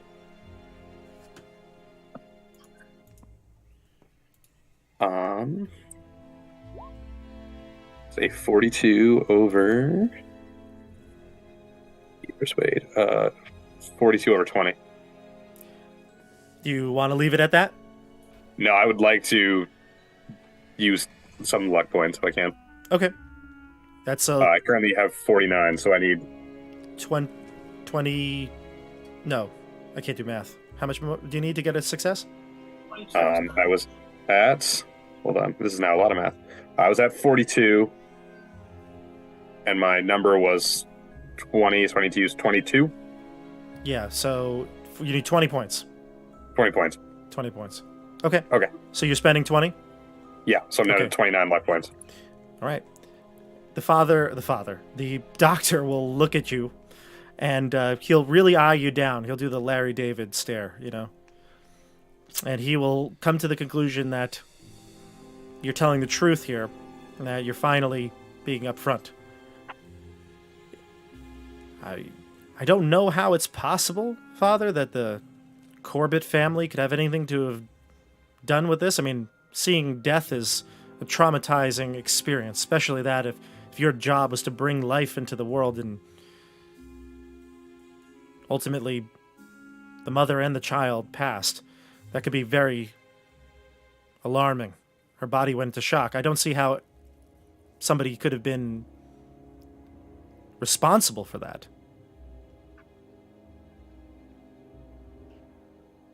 Yeah, it's just call me crazy, you know, and in my travels and my time in the Great War, we see strange things. Just a hunch, I suppose.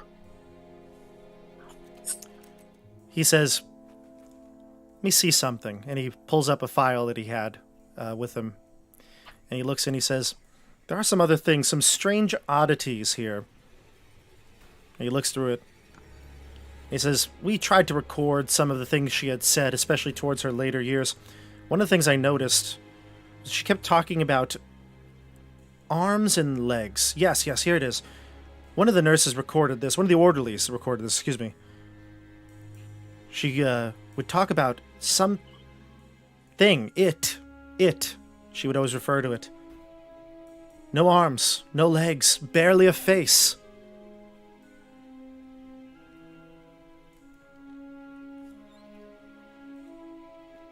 Does that mean anything to you?" Nothing yet, Doctor. Nothing yet. Well, I feel like without any more information, I'm not sure what I can be of service, how I can be of service to you. She was a strange case for sure, and I'll be honest, many of the people here were afraid to take care of her. She had these strange noises she would make when she slept, and again, all the ranting and rabbling, and things just didn't make sense. The orderlies were freaked by her. Understandably so. I just have two last questions for you, Doctor, and I promise you they're mostly unrelated. During Miss Mona, I have the name. During this Mona Dunlap's stay here, Mr. Corbitt never came back to check on her at all, did he? No, he did not. And you said she had no surviving family? She had no surviving family, no. Mr. Corbitt did check in once in a while via phone.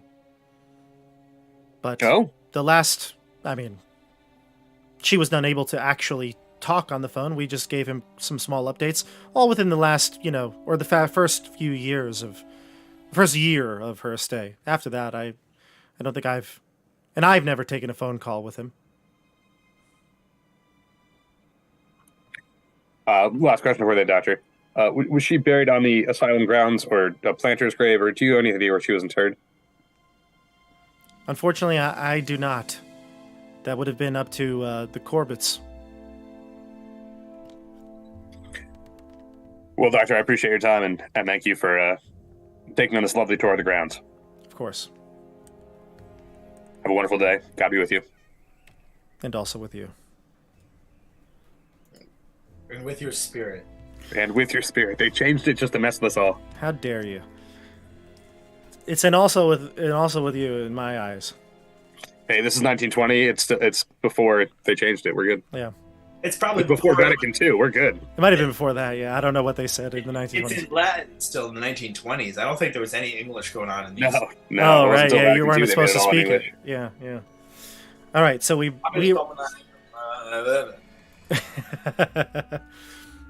All right, so Tamazuski. Tamazuski runs. What do? I chase after him. All right, and Maggie, you see your friend chasing after Tamazuski. What do? I'm going to take this opportunity to slip into Mr. Sampson's office. Okay.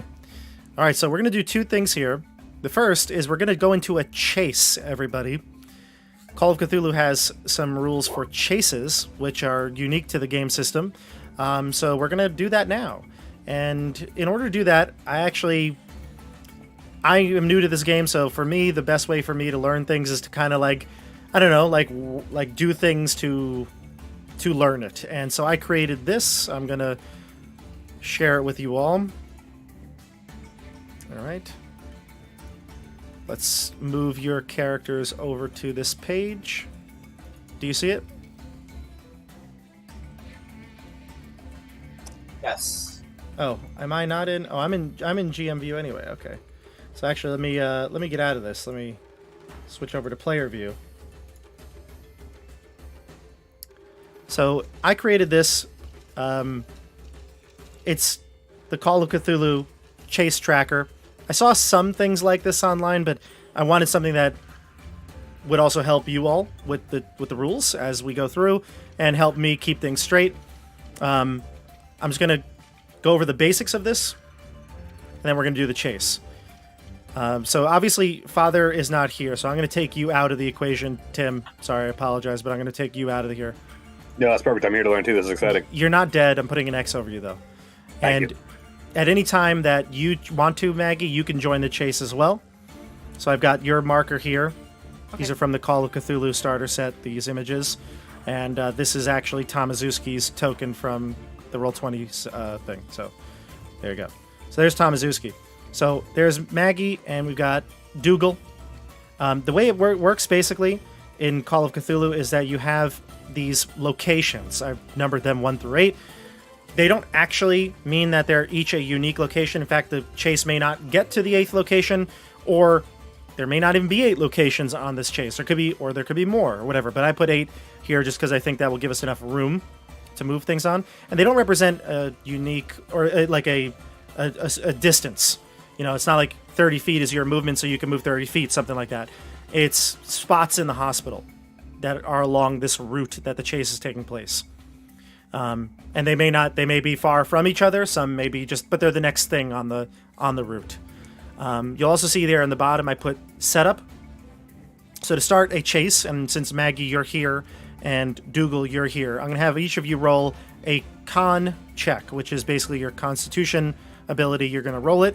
If you get under it, then you are going to succeed. If you get an extreme success, that's going to be better. And if you fail, that will be worse. So go ahead. Oh, yes. Tell me what you got. Did you get an extreme or did you get a regular? 8 11 under over. 55. Yeah, 11 over 45. I think that's 2 extremes. The 11 over 45 might not be, though. For 45, you need 9. Do you want to use any luck or? So it's an extreme, not a critical. Yeah. Or I see 1/5. I see what you're saying. Yes, I'm going to use luck to make it an extreme success. Okay, so you'll bring it to the extreme success as well. I'm going to roll for Tomaszewski. He's also going to get a success here. So what's going to happen is if you made a success, you're going to tell me what your movement is. What is your movement, Dasha and John? Well, I'm trying to use this distraction to get into the office. No, don't worry. Trust You'll still be Dougal. on the chase chart. You can do things during the chase when it's your turn. Great. Okay. Yeah, so I'm just moving backwards into the. No, the what is office. your movement number? Oh, movement number. Okay. MOV. Yeah, it should be on your character sheet. Gotcha. Bottom right, I think. Bottom Somewhere around there. right. have It's a a 7. A 7. What's your movement, Dougal? 7. 7. So if you rolled a con and you succeeded, your movement stays the same. If you rolled a extreme success, which both of you did, it would improve by 1. So you're actually going to have both of your movements for this chase are going to be set at 8. And Tomaszewski, I actually have to get his stat sheet here. Tomaszewski's movement is 8, and he succeeded. So what's going to happen is we're setting a baseline for how fast you can move during this chase. What it means is a person with the lowest movement is our baseline. They get 1 action every turn. And then however much your movement is better than them, you have more actions on your turn. So since you all have an 8, he was faster than you to begin with. You're all even, so you're all going to have one action so far per round. This could change, though. So we've adjusted our movement, and we've compared the speeds, and now we're all set. I have Tamazuski at the nurse's station, which is going to be Station 3. I have you at the office, Maggie, and you at the hallway. So I'm going to position you all in your spots, and I'm going to reveal those stations here. At the risk of this being a really boring question, what was the point of the con roll? I don't. It's like your endurance, basically. Okay. Something of that sort, like your endurance. That's just what it is. If it's you're in a car, I believe it would be. If it's a car chase, it would be drive auto roll that you'd make. Okay. Okay. That's just what it is. And if I'm wrong, somebody tell me please in the chat. But I'm pretty sure this is what it is. I just succeeded, so I wanted to know what that got me story-wise. I think what it is like your endurance, your constitution, your ability to keep up with this run. That's what it refers to. Okay, so once you set up and everybody's at their positions, then the chase begins. It goes in dexterity order, so who has the highest dexterity here? 70 for me. 70. What's yours, John? 55. 55. So, Dasha, you'd be able to go first. I know you want to check out the office, but you can do that. So it would be Dasha at 75. Tamazuski. His dex is 65. And yours was 45? 55. Okay. Well, still, that's the order. So, Dasha, then Tamazuski, and then Dougal. I don't know if it makes a difference. I'm 70, not 75. I heard you say 75. You still beat Tamazuski, so you're going to go first. So it's going to be Dasha, Maggie, Tamazuski, and then Dougal. And on your turn, you have one action. I have the list of actions there. Moving from one station to the next is a move. That's an action. Initiating an attack is an action, depending on what you have to attack with. You might be able to fire from different places, but normally you have to be in the same location to do like a physical attack, John. So if you're looking to like punch him or grab him or something like that, that's something you would do. It would be one attack per action. None of us cast spells, so we're not casting spells. And then performing an action, something that you would do like, I don't know, whatever, some sort of check, a skill check. If you want to do that, that would be an action. You get what I'm saying so far? Yes. Okay. Now, there are obviously some hazards. They could come up between the stations. And if that happens, you could see the hazards there, what you could do for it. And I'll go over those when those happen. So let's start with you, Dasha. So I know you want to rifle through the office, so you want to look through the office. Give me a spot hidden if you want to see anything in here. What are you looking for specifically? I'm looking for papers, documents, anything that maybe has the Corbitt name on them. Go for it. You can give me a spot hidden. Okay, spot hidden. So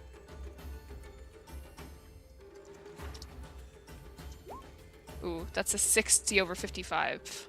I mean, you glance in here and you don't see a thing. You don't see anything out of order. If there's any files or things like that, Mr. Sampson, the business person, is not going to keep them in his office. Something like confidential would be probably somewhere locked away in a desk, somewhere filing place, or you look around though, there's nothing out of the ordinary here. Okay. Gotcha. All right. And again, it's just a brief glance. You're like within your 10 seconds or so that you're looking around, you don't see anything out of order. Okay. Yeah. And then we go to Tamazuski. So Tamazuski's going to spend his turn moving because that's clearly what he needs to do. He needs to keep moving. However, as he goes past the nurse's station, he's going to try to go through the patient wing that kind of goes probably, I would say, perpendicular to the nurse's station and your hallway, John.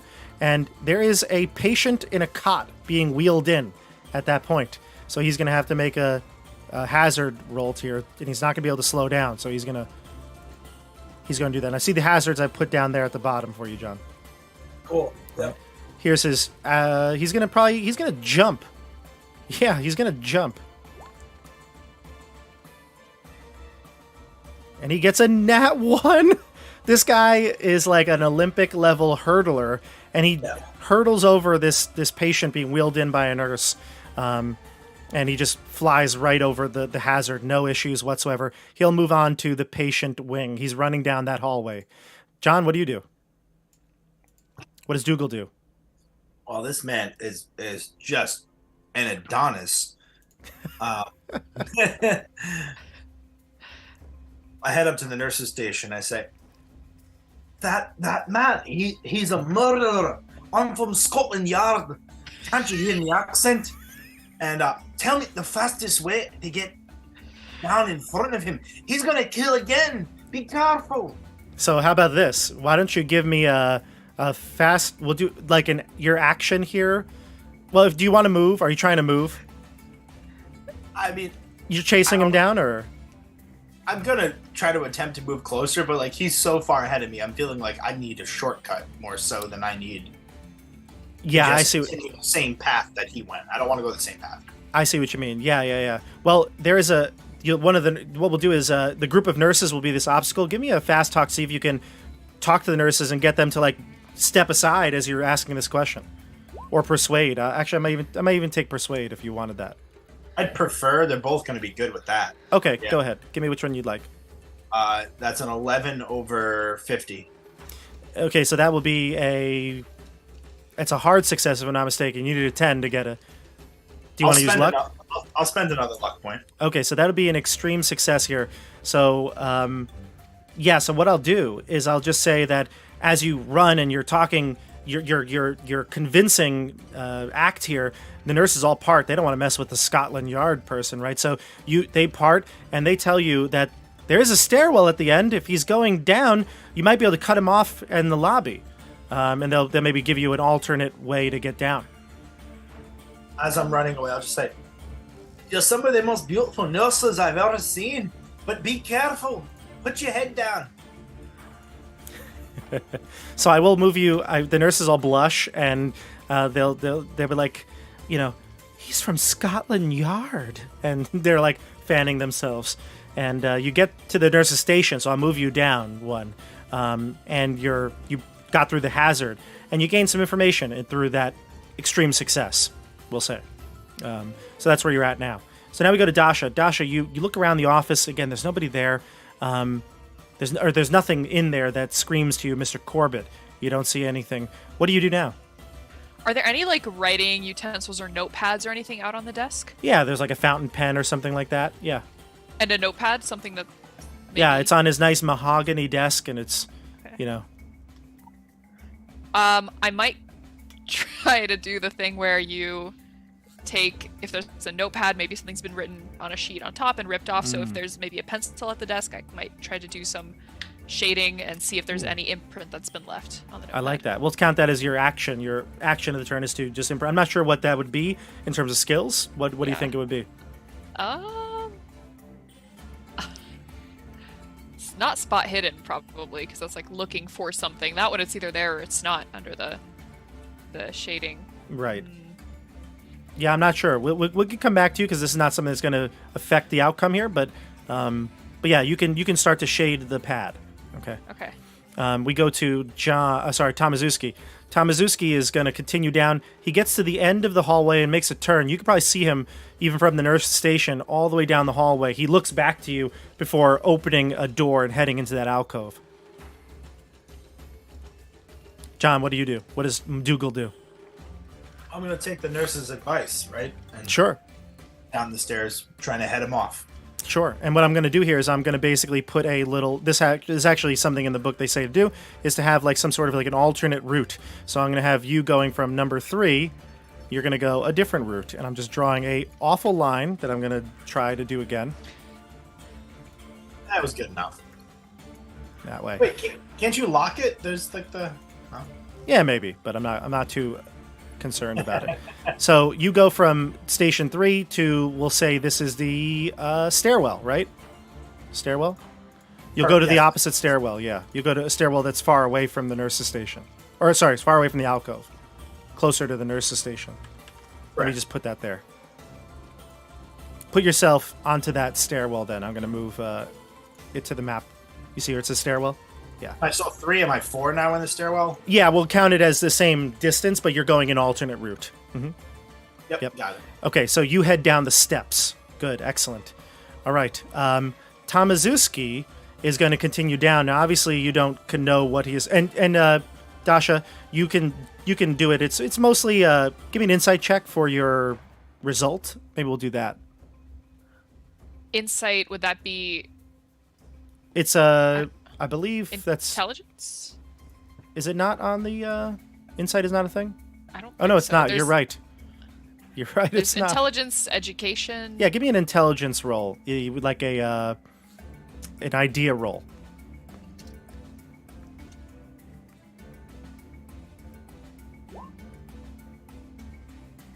49 under 70. Okay, that's a success, correct? You shade Yes. a bunch of pages in Notepad. In fact, you even see some dates written, things like that, and nothing is even from yesterday. There's no sign of Mr. Corbitt has ever been here in the Notepad. Okay. I'm gonna rip off those sheets so they don't stay back as Yeah, evidence. makes sense. Okay. And then we go to Tomazuski. He's going to continue down his route. I have to roll something here. And John, your turn. All right, so I'm in the stairwell, and I want to, try to get down one floor, but also try to head him off. Like, is it the same stairwell with two entrances? Are they two different stairwells? They'll come down to the lobby eventually, right? You're the third floor, so you'll come down to the lobby. But you even might recognize the lobby had multiple ways to go up. So you probably are coming down on like the west side. He's coming down on the east side, and they would come to the lobby. What are we talking about? Like, do I have a banister I can slide down? Is there like a little hole in the middle? Is it just stairs? It's stairs, but you could slide the banister. You want to do that? You want to try to get a head even faster? Yeah. Yeah, you could give me a check. Yeah, what do you want to do for that? So, I mean, I have this track. It says here track. I'm guessing for running, it's swim, throw, and track. And I'm pretty good at that. So I kind of want to, try to do some extra, maybe taking like 3-4 steps at a time. So swim, throw, track is actually more like following survival type skills. It's not track and field, but that makes a lot of sense. Sorry, my own history is affecting me here. I'm going to use then between strength and dex and constitution. I want to try to take the stairs as quickly as possible. Maybe a half a flight at a time while running down the stairs. Gotcha. Maybe I'm trying to think of something that might be equatable in the skills section. Just maybe jumping, right? Like it's more of like the landing part of jumping than anything. But it's or if you want to do something like strength, where you're trying to stabilize yourself as you use your core to keep you from sliding off the railing. Yeah, I think the strength. Let's use my core while I'm trying to prevent myself Go from for it. sliding off the railing. Yep. I like that idea. 21. That's very nice. What'd you get? 21 over 70. Okay, so that's a hard success. Excellent. So yeah, you'll slide down these stairs and get to the lobby area, the door that you maybe even came from originally, and you head back out into the lobby. And it's at this point where you see Tomazuski also running into the lobby. You spot each other from across their like welcome desk. Yep. Am I closer to the front door, or is he? I'd say equidistant to the front, so it's going to be a foot race here. We'll go to Dasha now. Now you leave the office, Dasha. Where do you go? You see your friends are gone. The nurses are all in a tizzy. What do you do? I'm gonna go talk to the nurses. Excuse me, I happened to see this gentleman run away. It seemed he's a janitor here. Do you know him, Mr. Tomazuski? Randolph, yes, your friend from Scotland Yard chased him down the stairs. He's running now. What reason would he have to run? Beats us. Say, can you give my name and number to that man from Scotland Yard? Sure. What's your name? She'll start to write it down. Does anybody have a pen? Anybody? And I'll give her the pencil and the scrap of paper that I scribbled that I tore out. She'll write that down. That's your action. Sounds good? Yep. Okay, good. Tomazuski looks at you, John. You look at each other. You realize what's going on here, and he just bolts for the front desk. He's going to make now there are a lot of people in this lobby, just the crowd itself. He's going to use a strength check to like push his way through. I'm going to roll for him now.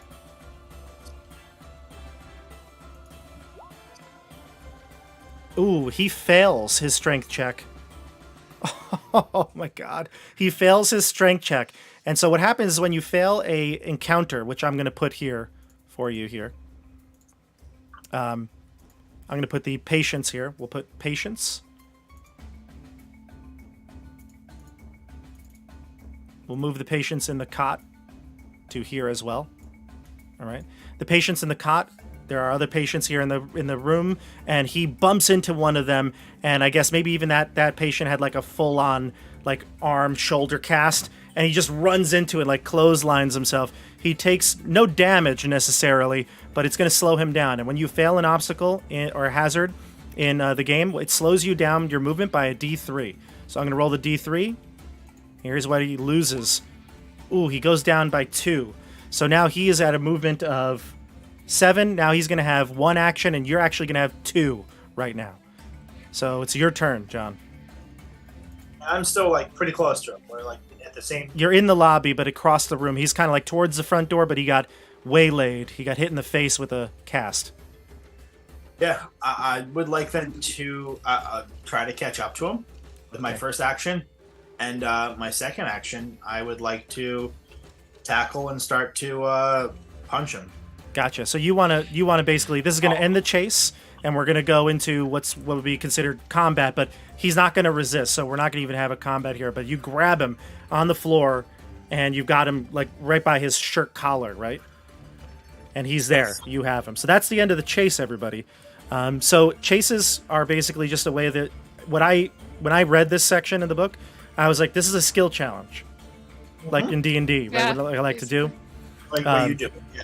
Yeah, but there's set markers and locations, whereas, you know, it's kind of fun because then, whereas I just usually in a skill challenge would just think of a couple things and they'd come in in the between rounds.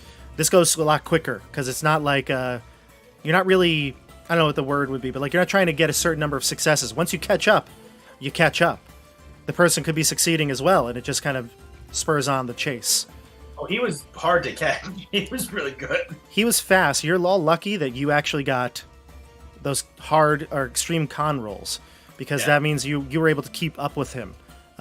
If you didn't, he would have maybe had 1 or 2 extra actions per turn, which could have been moving again, going from place to place. And actually, the book suggests, I think, once they get past a certain point, you can't catch them. You're out of sight. The chase ends anyway. Could have ended very quickly if that was the case. Okay, so that's the end of it here. So you have him. Dasha, we'll say you're headed down the steps, but you'll get there in a minute or so. What do you do, John? What does Dougal do now that he's caught Tamazuski? Oh, I'm going to not have a conversation with him in the middle of the lobby. Yeah, everybody's looking right now. I mean, the whole waiting room is basically looking at you. Yeah, I'm gonna drag him outside. And, yeah, there's like an alleyway or something, or sorry, like an alleyway or something like that. Yeah, something close, maybe near where the car is parked. Mm. And as I'm walking out, convince everyone, like, oh, I'm sorry, everyone, I caught him. I got it. Everything is okay now, no problem at all. Everyone, just go back about your business. The bad guy is in custody. Thank you, local Scotland Yard agent. Dougal McDougalson. The name's Dougal. McDougalson Dougal. I will keep shopping it. Eventually, a guy named Broccoli is going to make it work. Did you say broccoli? Yeah, that's the guy who wrote the James Bond. Oh. Sorry, it's a bad joke. All good. All right, so Dasha will say you come in at this point. Okay, I'll follow Dougal out to the alleyway, I suppose. And as we're walking, I'll stick the little crumpled up piece of paper with the nurse's name and phone number into his hand. Nice. That's for you, Dougal. You enjoy that. Nice. Oh, Maggie, you're a great pal. She All right, seems like a great nurse. So you draw him out of the hospital lobby and you bring him like to the alleyway out back, and you like slam up on the wall, and he's like, I didn't do nothing. Let me go. I'm gonna slug him in the gut right Oh! Oh. Maggie turns away. She's never seen anything this violent before up close. What are you doing to me? I didn't do nothing.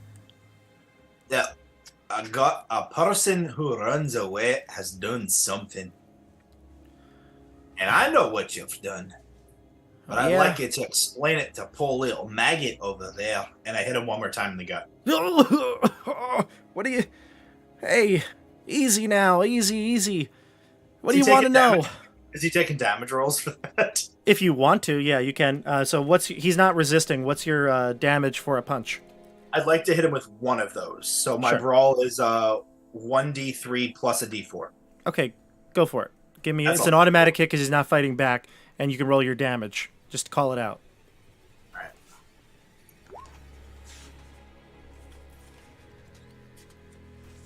Sorry, d3 is not something we normally roll. No, you could do d6 and just divide it. Okay, well there you go. I rolled a 2 and a 1, so it's 3 damage. 3 damage. Okay, so he takes the damage. Body shots here. You can see you've bruised his ribs or whatnot. And he's like, all right, take it easy. What do you need to know? Why does Mr. Corbitt come here? Give me And an, whose body parts are you selling to him? And Give me why an- were you running? give me an intimidation check with a bonus die. For anyone? You're the one for sure.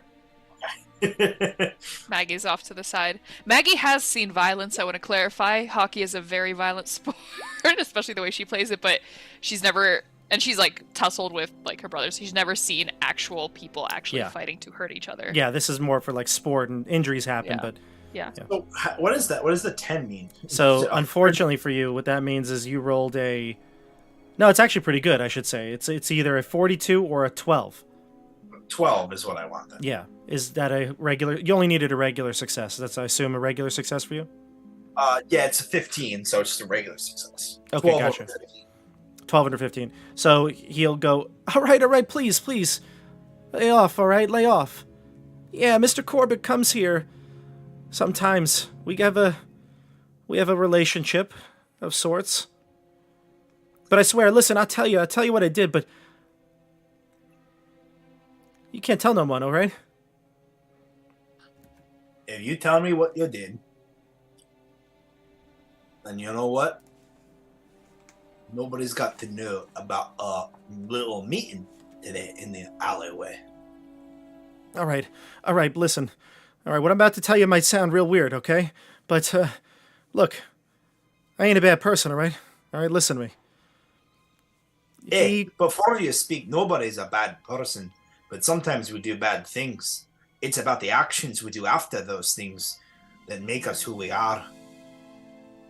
Right, yeah. And, I'll tell you what.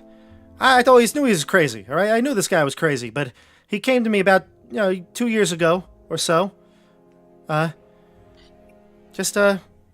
Came to the hospital one day and saw me dumping stuff here in the dumpsters in the alleyway and asked me a couple odd questions. Said, you know how to get you any sort of the discarded medical waste. And I said, what are you getting at, mister? And he said, anything like any bodies that are getting discarded or parts from surgeries and things like that. And I, look, I mean, who am I to say? He said he'd pay me and could always use the money, and it's getting discarded anyway. I just, instead of putting it in the incinerator, I just throw it in with the trash. It gets taken out and goes to the dump. What type of bodies did you throw away yesterday? 2 days ago. I didn't throw any bodies yesterday, different. but this morning there was a surgery on a little 6-year-old kid up on the 3rd floor. He didn't make it. I put his body in the bag and I dumped it out here about 7 a.m. Which dumpster did you dump it in? Let's go take a look and see if it's still there. Nah, it already got taken to the dump. Trash pickup's about 8 on Wednesdays. Same on Sundays. Sundays and Wednesdays. That's our deal.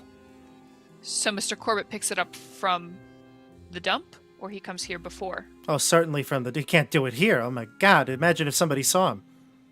So why did he come here yesterday to see Mr. Sampson then? I don't know. He came to see me. He gives me the money. He gave you the money. He spent half an hour giving you the money. What did you talk about?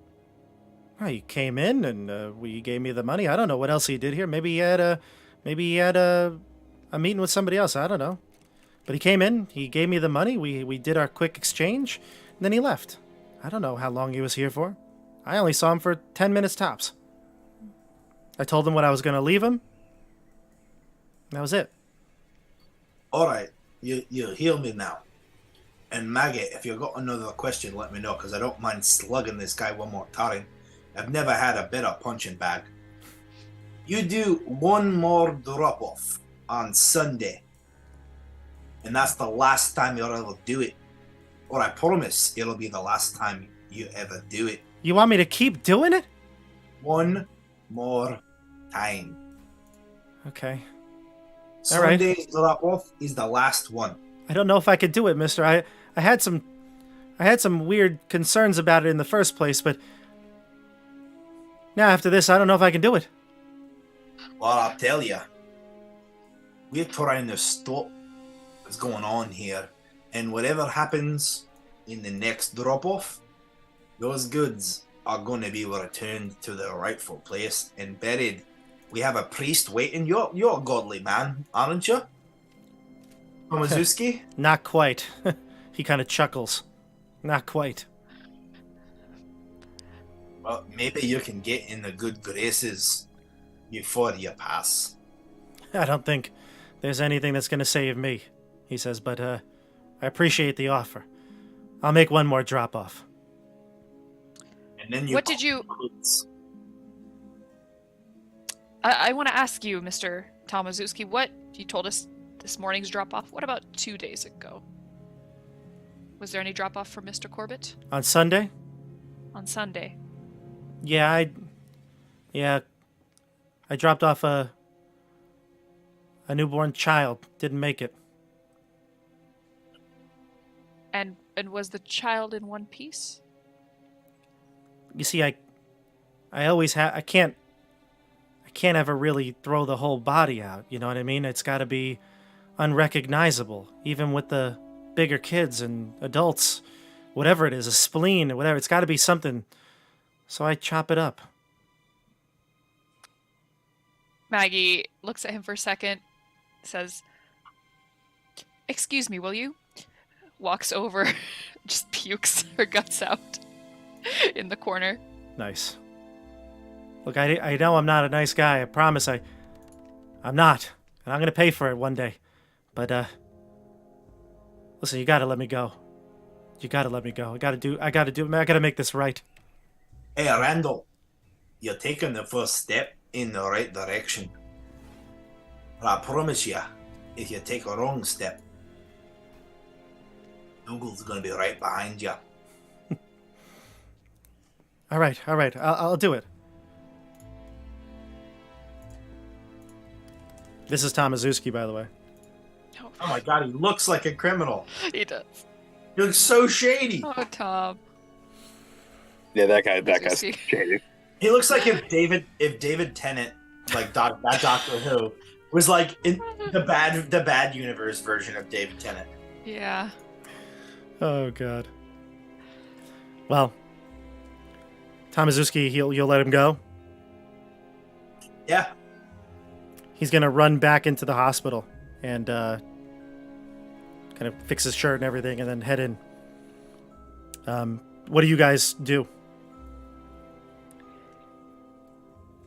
Maggie is wiping some puke from the corners of her mouth with a little tissue, a little handkerchief she's got. So, chopping up body parts, selling them to Mr. Corbitt. And he takes them and does what exactly? Hey, Maggie, we have some good news. Let's focus on the good news. Yes, you're right. Maeve was not right. You ain't crazy. You did see something happening. You did see the body in the hand of a little newborn. So be thankful we still have your wits about us. We do need... I knew I wasn't crazy. I don't know what you all thought. I know what I saw, and it's been confirmed, and I'm glad. It's been confirmed.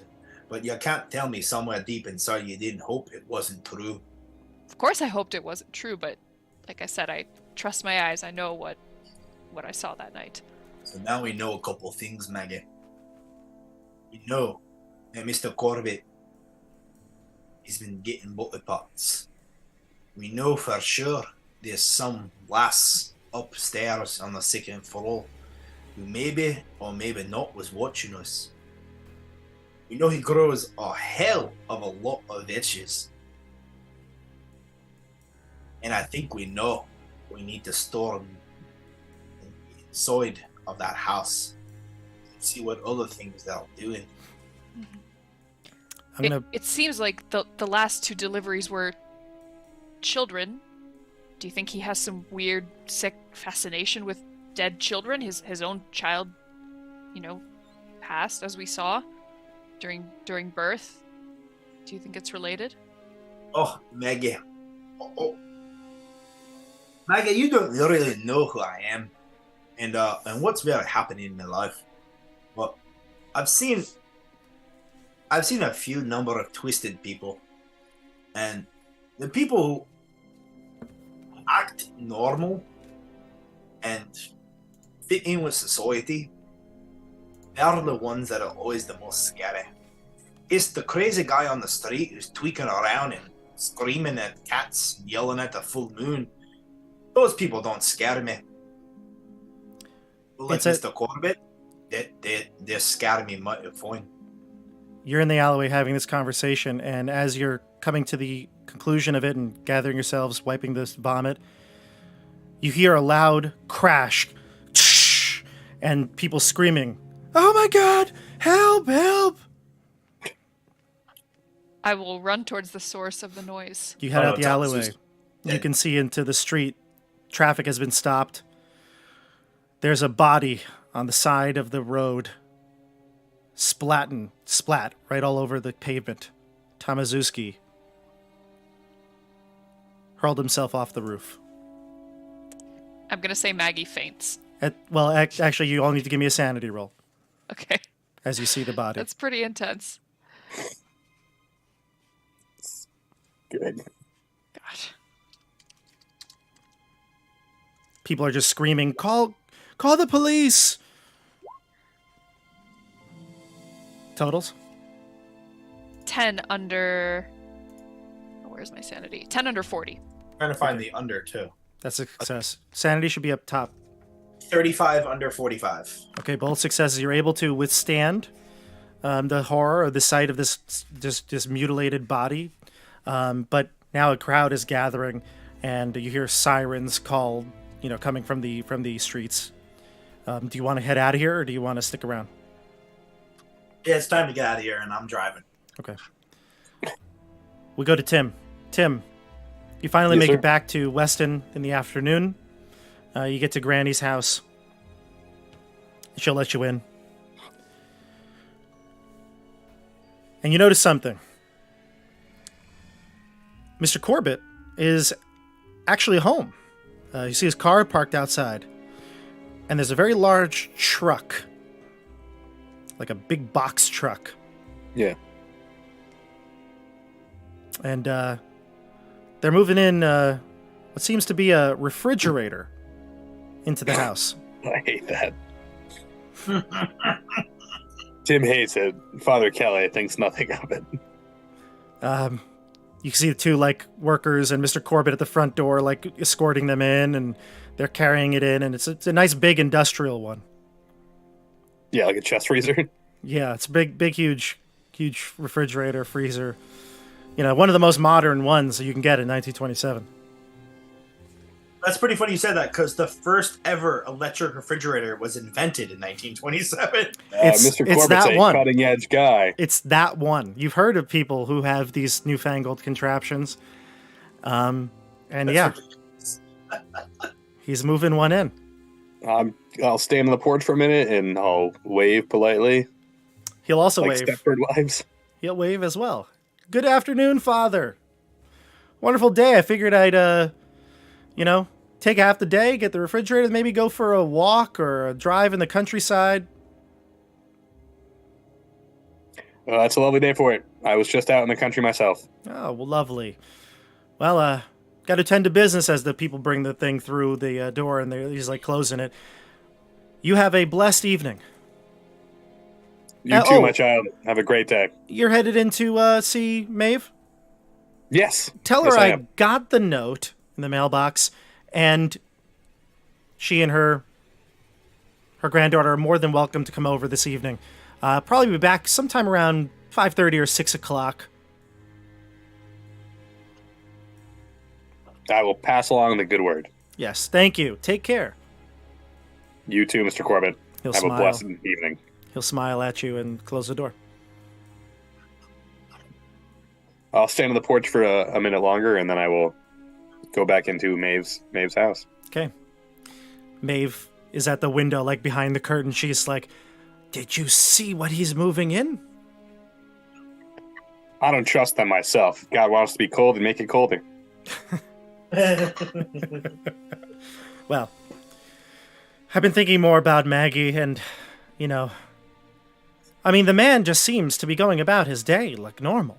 I mean, what's more mundane than moving in a appliance? Maybe I'm not going to lie to you. This morning I would have agreed 100%. But after talking to some people today, I'm more wary of Mr. Corbett's intentions. You tell her what you learned? Yeah, I'll give her the brief keywords and phrases version of the short story. That seems odd, yes, but, I mean, I guess it doesn't necessarily explain all. I mean, perhaps she was traumatized, and the mind can play tricks on you, and which I'm afraid has happened to Maggie.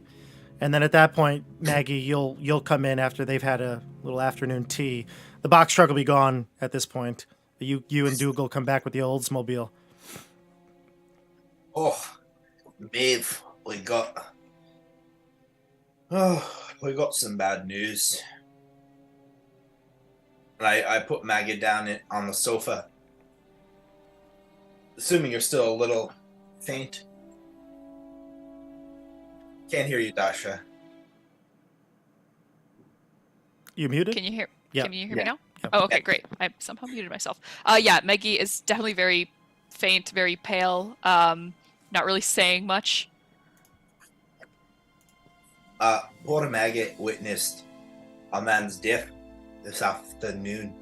The plot What? thickens. Who died? It seems that our neighbor has been boiling body parts from the local hospital for the last 2 years. Maggie, you were right. I told you, I know what I saw. I never should have doubted you.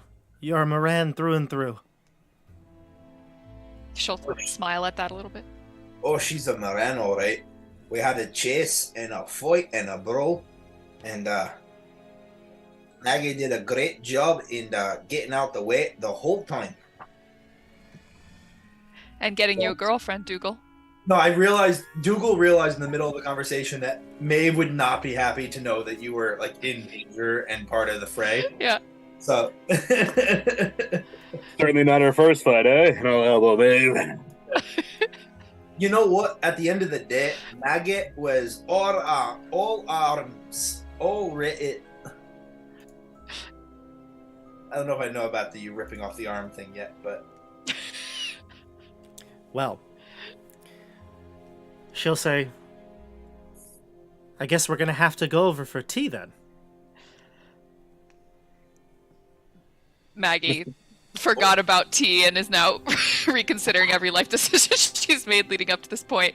But she'll nod and say, yes, I think it's important that we go and find out as much as we can before Mr. Corbitt can do any more harm. You said we'd be back around 6 p.m. tonight. Going for an evening drive in the country. oi, well, Maeve, did you see anybody in the second floor window? No, I haven't, but I'm sure that someone is there. If Maggie saw it, then I believe it. She seems to be certain of your accusations now. Well, it seems to be a little bit easier to see Mr. Corbitt's comings and goings. But that person up there, we need to know if they're friend or foe. And a little bit more information. Why don't we do this, Granny says. We go for tea tonight. When he gets home, we'll give him... Well, would it be appropriate? We'll come over around 5:30, 6, as he said. We'll go see him, and you'll do your thing. Maggie, you'll see if you see anything. If you hear anything, perhaps you could sneak upstairs and just try to see if there's anything moving. I don't want you getting in trouble. I don't want you... If there's someone waiting for you there, the last thing I want you to do is engage with them. Do what Dougal said. Stay behind, okay? Run back to me.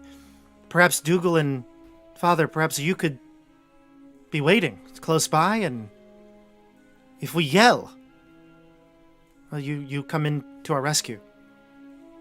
I'd be happy to assist. I'll be happy to assist you, for sure. And I'll definitely be liking to have your little rifle over there, Maeve. I'm awfully scared about the kind of person who can body parts for 2 years. 2 years! Twice a week. We're talking hundreds of body parts. Hundreds. That is disturbing. Well, let's do this then. Let's enact the plan. We'll gather as much information as we can. And we play the long game here. We'll uncover it, right, Maggie? Together. Yes.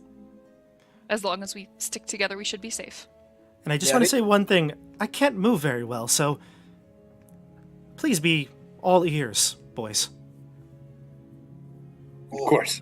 We're all ears. But we do have one... I have just one question.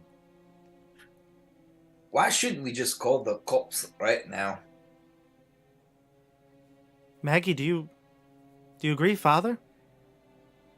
Well, the chief witness to the purchasing of the body parts has committed suicide. So it's our word against Mr. Corbitt's. And we have very little evidence to work with. I just want you all to say it. I never want to have the coppers involved in my business. Just Scotland Yard. Yeah, I just don't want to drag you all down with all Dougal. Oh, Dougal, you could never drag us down. It's our only choice at this point, as we have no concrete evidence besides what I saw, and I doubt the police will believe my word. All right. So let's make some improvised weapons and we'll be ready. Father, I have a couple of ideas if you'll indulge me. Of course. You're a man in the war. Yes. Know some things that you can do. Many moons ago, but yes. Many moons ago, indeed.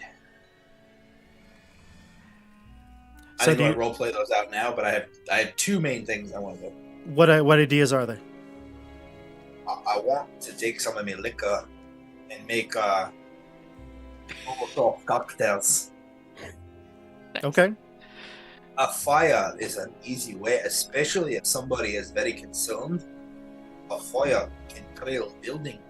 Someone is hiding upstairs and there's a fire. An easy way to get them out. We have access to alcohol, as you know. Oh, I got alcohol, all right. And I also want to take your shotgun and make it a bit more conspicuous. Inconspicuous? A bit less conspicuous. I think that's how those words work. And I'd like to modify it and cut the barrel. We don't need to be shooting far, but we do need to be shooting. The Remington? She looks up at the mantle across the dining hall, or dining room. Oh, mate, you got to have more than one weapon in this house. With your family history? To be fair, when Mort passed, your father took most of the weapons. I kept the Remington. Well, I've got one of my own as well, and she'll pull out the little Maggie, pistol from her. where did you get that from? Jesus, Why? Mary. What does it matter? I gotta protect myself. Granny, I walk on campus alone at night sometimes. I need to feel safe. Wouldn't you feel safer if I had this on me? I'm not upset that you have it. I'm upset that you might have gotten it from a communist. No, no, I definitely did not get it. She definitely got it from a communist. No, I definitely did not get it from a communist. Daddy gave it to me for protection, and we have plenty of guns at our family's disposal. This is just a little one for me. Well, as long as it's a good old capitalist pistol, then yes, that's fine. Definitely a capitalist. I definitely did not get it from my communist friends. All right. It's Derringers. I think they're American. Shall we go to tea? I suppose so. I guess I'll whip up something quickly in the kitchen with the whatever vegetables.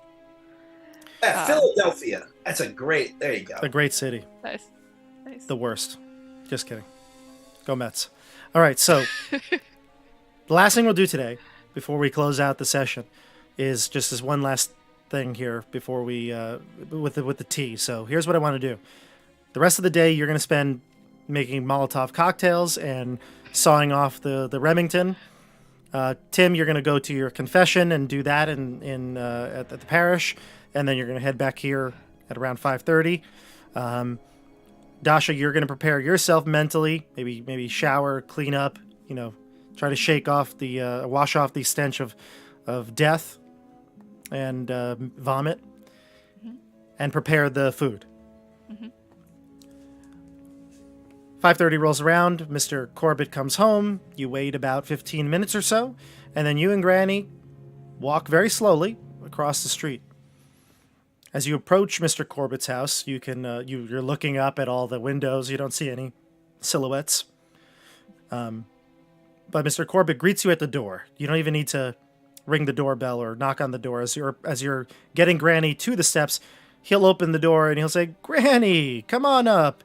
I'll help you here." And he gets to the opposite side of you, Dasha, and he'll put his arm around Granny's, arm, and for a brief moment, his hand brushes up and grazes your arm as well as you retract it from Granny's shoulder. A shudder comes up your spine. He'll help lift Mr. Corbitt up. At this time, where are the two of you stationed? Meaning Tim and John. Sorry. Yeah. Once they've left the house, is it unreasonable for us to hang out? And I would like to hang out in the main living room with the picture kind of bay window until they go inside, and then kind of go across the street and dilly down the neighborhood smoking cigarettes. Okay. So you'll wait for them to get in and out of sight, and then the two of you will just kind of casually maybe exit out the back door or something just to get away from the street, the view? Yeah, okay. Yeah, Dougal's really focused on that window, though, to see as they were entering if anyone was looking down. Give me a spot hidden. You could do it. Call it out.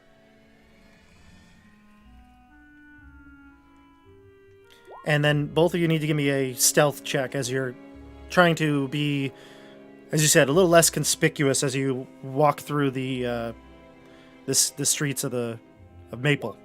So that's a 17 under 50.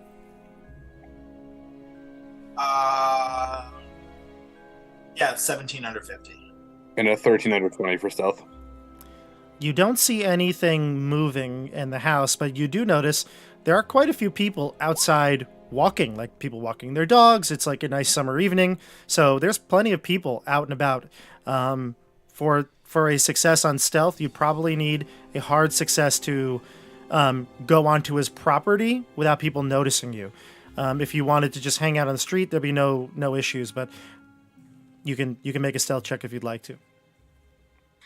Yeah, no, not trying to get on the street until something happens. Okay, gotcha. So you're waiting in the house, and Tim is going to walk on for a smoke, right? Yeah, just hang out maybe on the porch or by a corner and just, have an old coffin nail. Okay, gotcha. So you're smoking on the front of the house. and maybe you're back around the house. And John, you're waiting inside. Dasha, you get inside Mr. Corbitt's house, and Mr. Corbitt's got it's a very nice house, but it looks like it hasn't really seen, well, maybe from your position, he doesn't have a housekeeper, right? So it's just him doing it. I mean, it's so strange to have somebody maintain their own house. Usually, you've seen it the other way. But you enter into the ground floor here, this front door, and inside you can see there's like this coat room right off to the left hand side that he puts your coat. Well, there's no coats, but he'll maybe take your he offers to take your bag from you if you'd like and hang it up. Oh, no, thank you. I can hold on to this, Mr. Corbitt. Oh, no need. Come now. He opens the door and you can see hangers and coats in there, old coats, winter coats. No need to carry anything unnecessary with you. We're going to be sitting down for dinner. What did you bring again? Oh, some summer squash bread. Ah, from my garden? Exactly. Oh, you know how to butter me up, don't you, Maggie? She cringes so hard inside, but smiles and says, "Yes, of course." And nothing unnecessary in her bag, but a lady always needs her rouge, and Yeah, if I need forgive to go me. powder my nose. Forgive me. It's been over 10 years since my wife passed. I forget about some of the feminine things. Please, excuse me. Keep your bag, of course. Yes. Please, come on in. And Granny sits down, and you can see there's a dining room just off to the right-hand side. There's a kitchen area to the right-hand side. You do see immediately once you get out of that foyer that there's a staircase that goes up. To the left, you can see a big front room, like a living room with a window that looks out, and you can even see your house from it through the shades. And he says, "Please have a seat. I'm just preparing the table. I'll take the food." And he takes the food and puts it on the table. And he says, "I'm glad that you left that note today. I've actually been meaning to talk to all of you. I have a favor to ask." What favor would that be, Mr. Corbitt? Granny will just get settled down in her chair, and she goes, "Yes, Mr. Corbitt, what can we do?" He says, "I need someone to watch over my house. I have a business trip this weekend. I'm not normally one to take business trips anymore. I used to do it quite a lot back when I was a younger man, but this is inescapable. I have to do it. I have to be out of town. I'll be heading to New York for a business conference. You understand? Perhaps you could get the mail for me, make sure that the house is intact, no burglars come breaking in." Of course, happy to help. Perhaps we could water your plants as well. I know how much you care for your garden. Well, it's actually everything's in perfect harmony in the garden right now. But yes, perhaps you could perhaps there are some flowers in the front beds. But I'm going to be leaving very early Friday morning. So tomorrow I'll prepare things. I'll leave I will leave everything perfect for you. I'll leave a watering can, and like I said, the mail will be coming. I didn't get a chance to stop it. So if you could do me a favor and just collect the mail, make sure the house stays tight, doesn't get set on fire or anything like that, that'd be wonderful. Of course, happy to help. I could tidy up for you if you would like. It seems like you maybe haven't had anyone come clean for a while. Oh, it's just me here, so no need to come into the house. I don't even have a spare key, I'll be honest with you. That's why I had to be home today to receive the new refrigerator. Oh, you got a new refrigerator. I've heard of these. They sounds fascinating. You must be one of the first residents here in this neighborhood to get one. Not the first, I'm not trying to show off or anything, but yes, now I'll be able to preserve meat here in the home. Won't have to go to the butcher to get it. How interesting.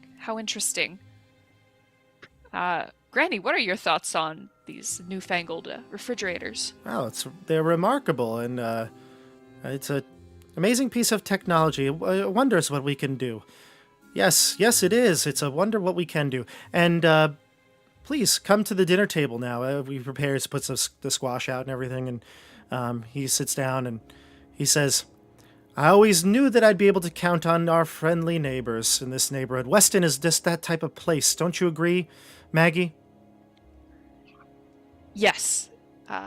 We always have to depend on our neighbors. Yes. You know, it's funny, you brought up my wife. You kind of resemble her in a way. That was Dasha reacting, not Maggie. Actually, Maggie will look a little bit shocked. In what way, Mr. Corbitt? Oh, just she was a carefree, honest individual. May she rest in peace. I'm sorry that you lost her. How did she pass? Unfortunately, she died here in the house, giving birth to our child. It's a sad tale. I don't want to sully dinner. Please. Oh dear. Have a seat. I'm sorry. I shouldn't have pried. This is your... It's in the past. It's ancient history at this point. And I know she's in a better place. Please. Good. I'm glad to hear that. Have a seat. Do you sit down at the table? I'm gonna stay standing. I'm just gonna stand behind Granny's chair. Okay. Like, literally standing, like, holding onto the back of the chair. He'll start slopping the zucchini onto the plate. What do you do? Mr. Corbitt, if it wouldn't be too much trouble, could you tell me where the washroom is? I need to go powder my nose. Oh, of course. Yes. Through the kitchen. He points to the kitchen, which is to the right-hand side of the living room. And he says, it's just there, the first door on the left. Okay. I will take my purse and walk, like, give Granny a look. Walk through the kitchen and see, is there a refrigerator set up in the kitchen? No. No? There's no refrigerator in the kitchen, no. And is it a dead end, like, from the bathroom to the kitchen, or is there another way I could, like, go out and get into other parts of the house? So, at this point, maybe we'll put a map up in a little bit, but we're gonna pause it here. So you exit the dining area, you come down through the living room, you look outside, you see Father Kelly kind of smoking on the front porch, and you kind of look out, see him. You pass through the kitchen area, and you can see there's food and stovetop and everything like that, and the washroom is just off to the left. But you look around, and you do see some other doors. There are some other doors here leading into the rest of the house. You look upstairs as well. As you pass the stairwell, you look up, and it's dark up there. Completely dark. Okay. And as you get into the kitchen, you look around, you start looking. We'll say the scene kind of ends with the Father Kelly on the porch looking through. He might even see you walk past the window. He looks back into the house, and there's Dougal at the bay window to the left. And Dougal, you and him nod at each other. And you're going to start to enact the plan. We'll stop here. Part 2 of Mr. Corbitt. Next time. God. Dare I say we have the finale of Mr. Corbitt. We'll see. Seems inevitable. Things escalated. We'll see. But before I forget, thank you for watching. Make sure you comment at the end of this video, get the algorithm going, give it a like if you can. I'd appreciate that. Also, I did post in the chat here that on my Patreon page, I did post the name has escaped me, but the chase tracker. I posted that, a picture of it. If you want to use it in your virtual tabletop, you can. I took off the Tabletop Bob logo on the one I put up there, so you can use it. Please feel free to use it. It is available for free. I just posted it in the Patreon so that it's stored there. But you can go there and get it. You don't need to be a patron to access it. If I create any more things that I think would be, useful for myself, I usually post them there on the Patreon. Okay, so check those out. And tomorrow we'll be streaming for Keep on the Borderlands. You'll see Tim and John tomorrow night as well. Can't wait. Can't wait. All right, everybody. We'll see you on the tabletop. Have a great summer evening with Mr. Corbitt. Good night. Good night, everyone.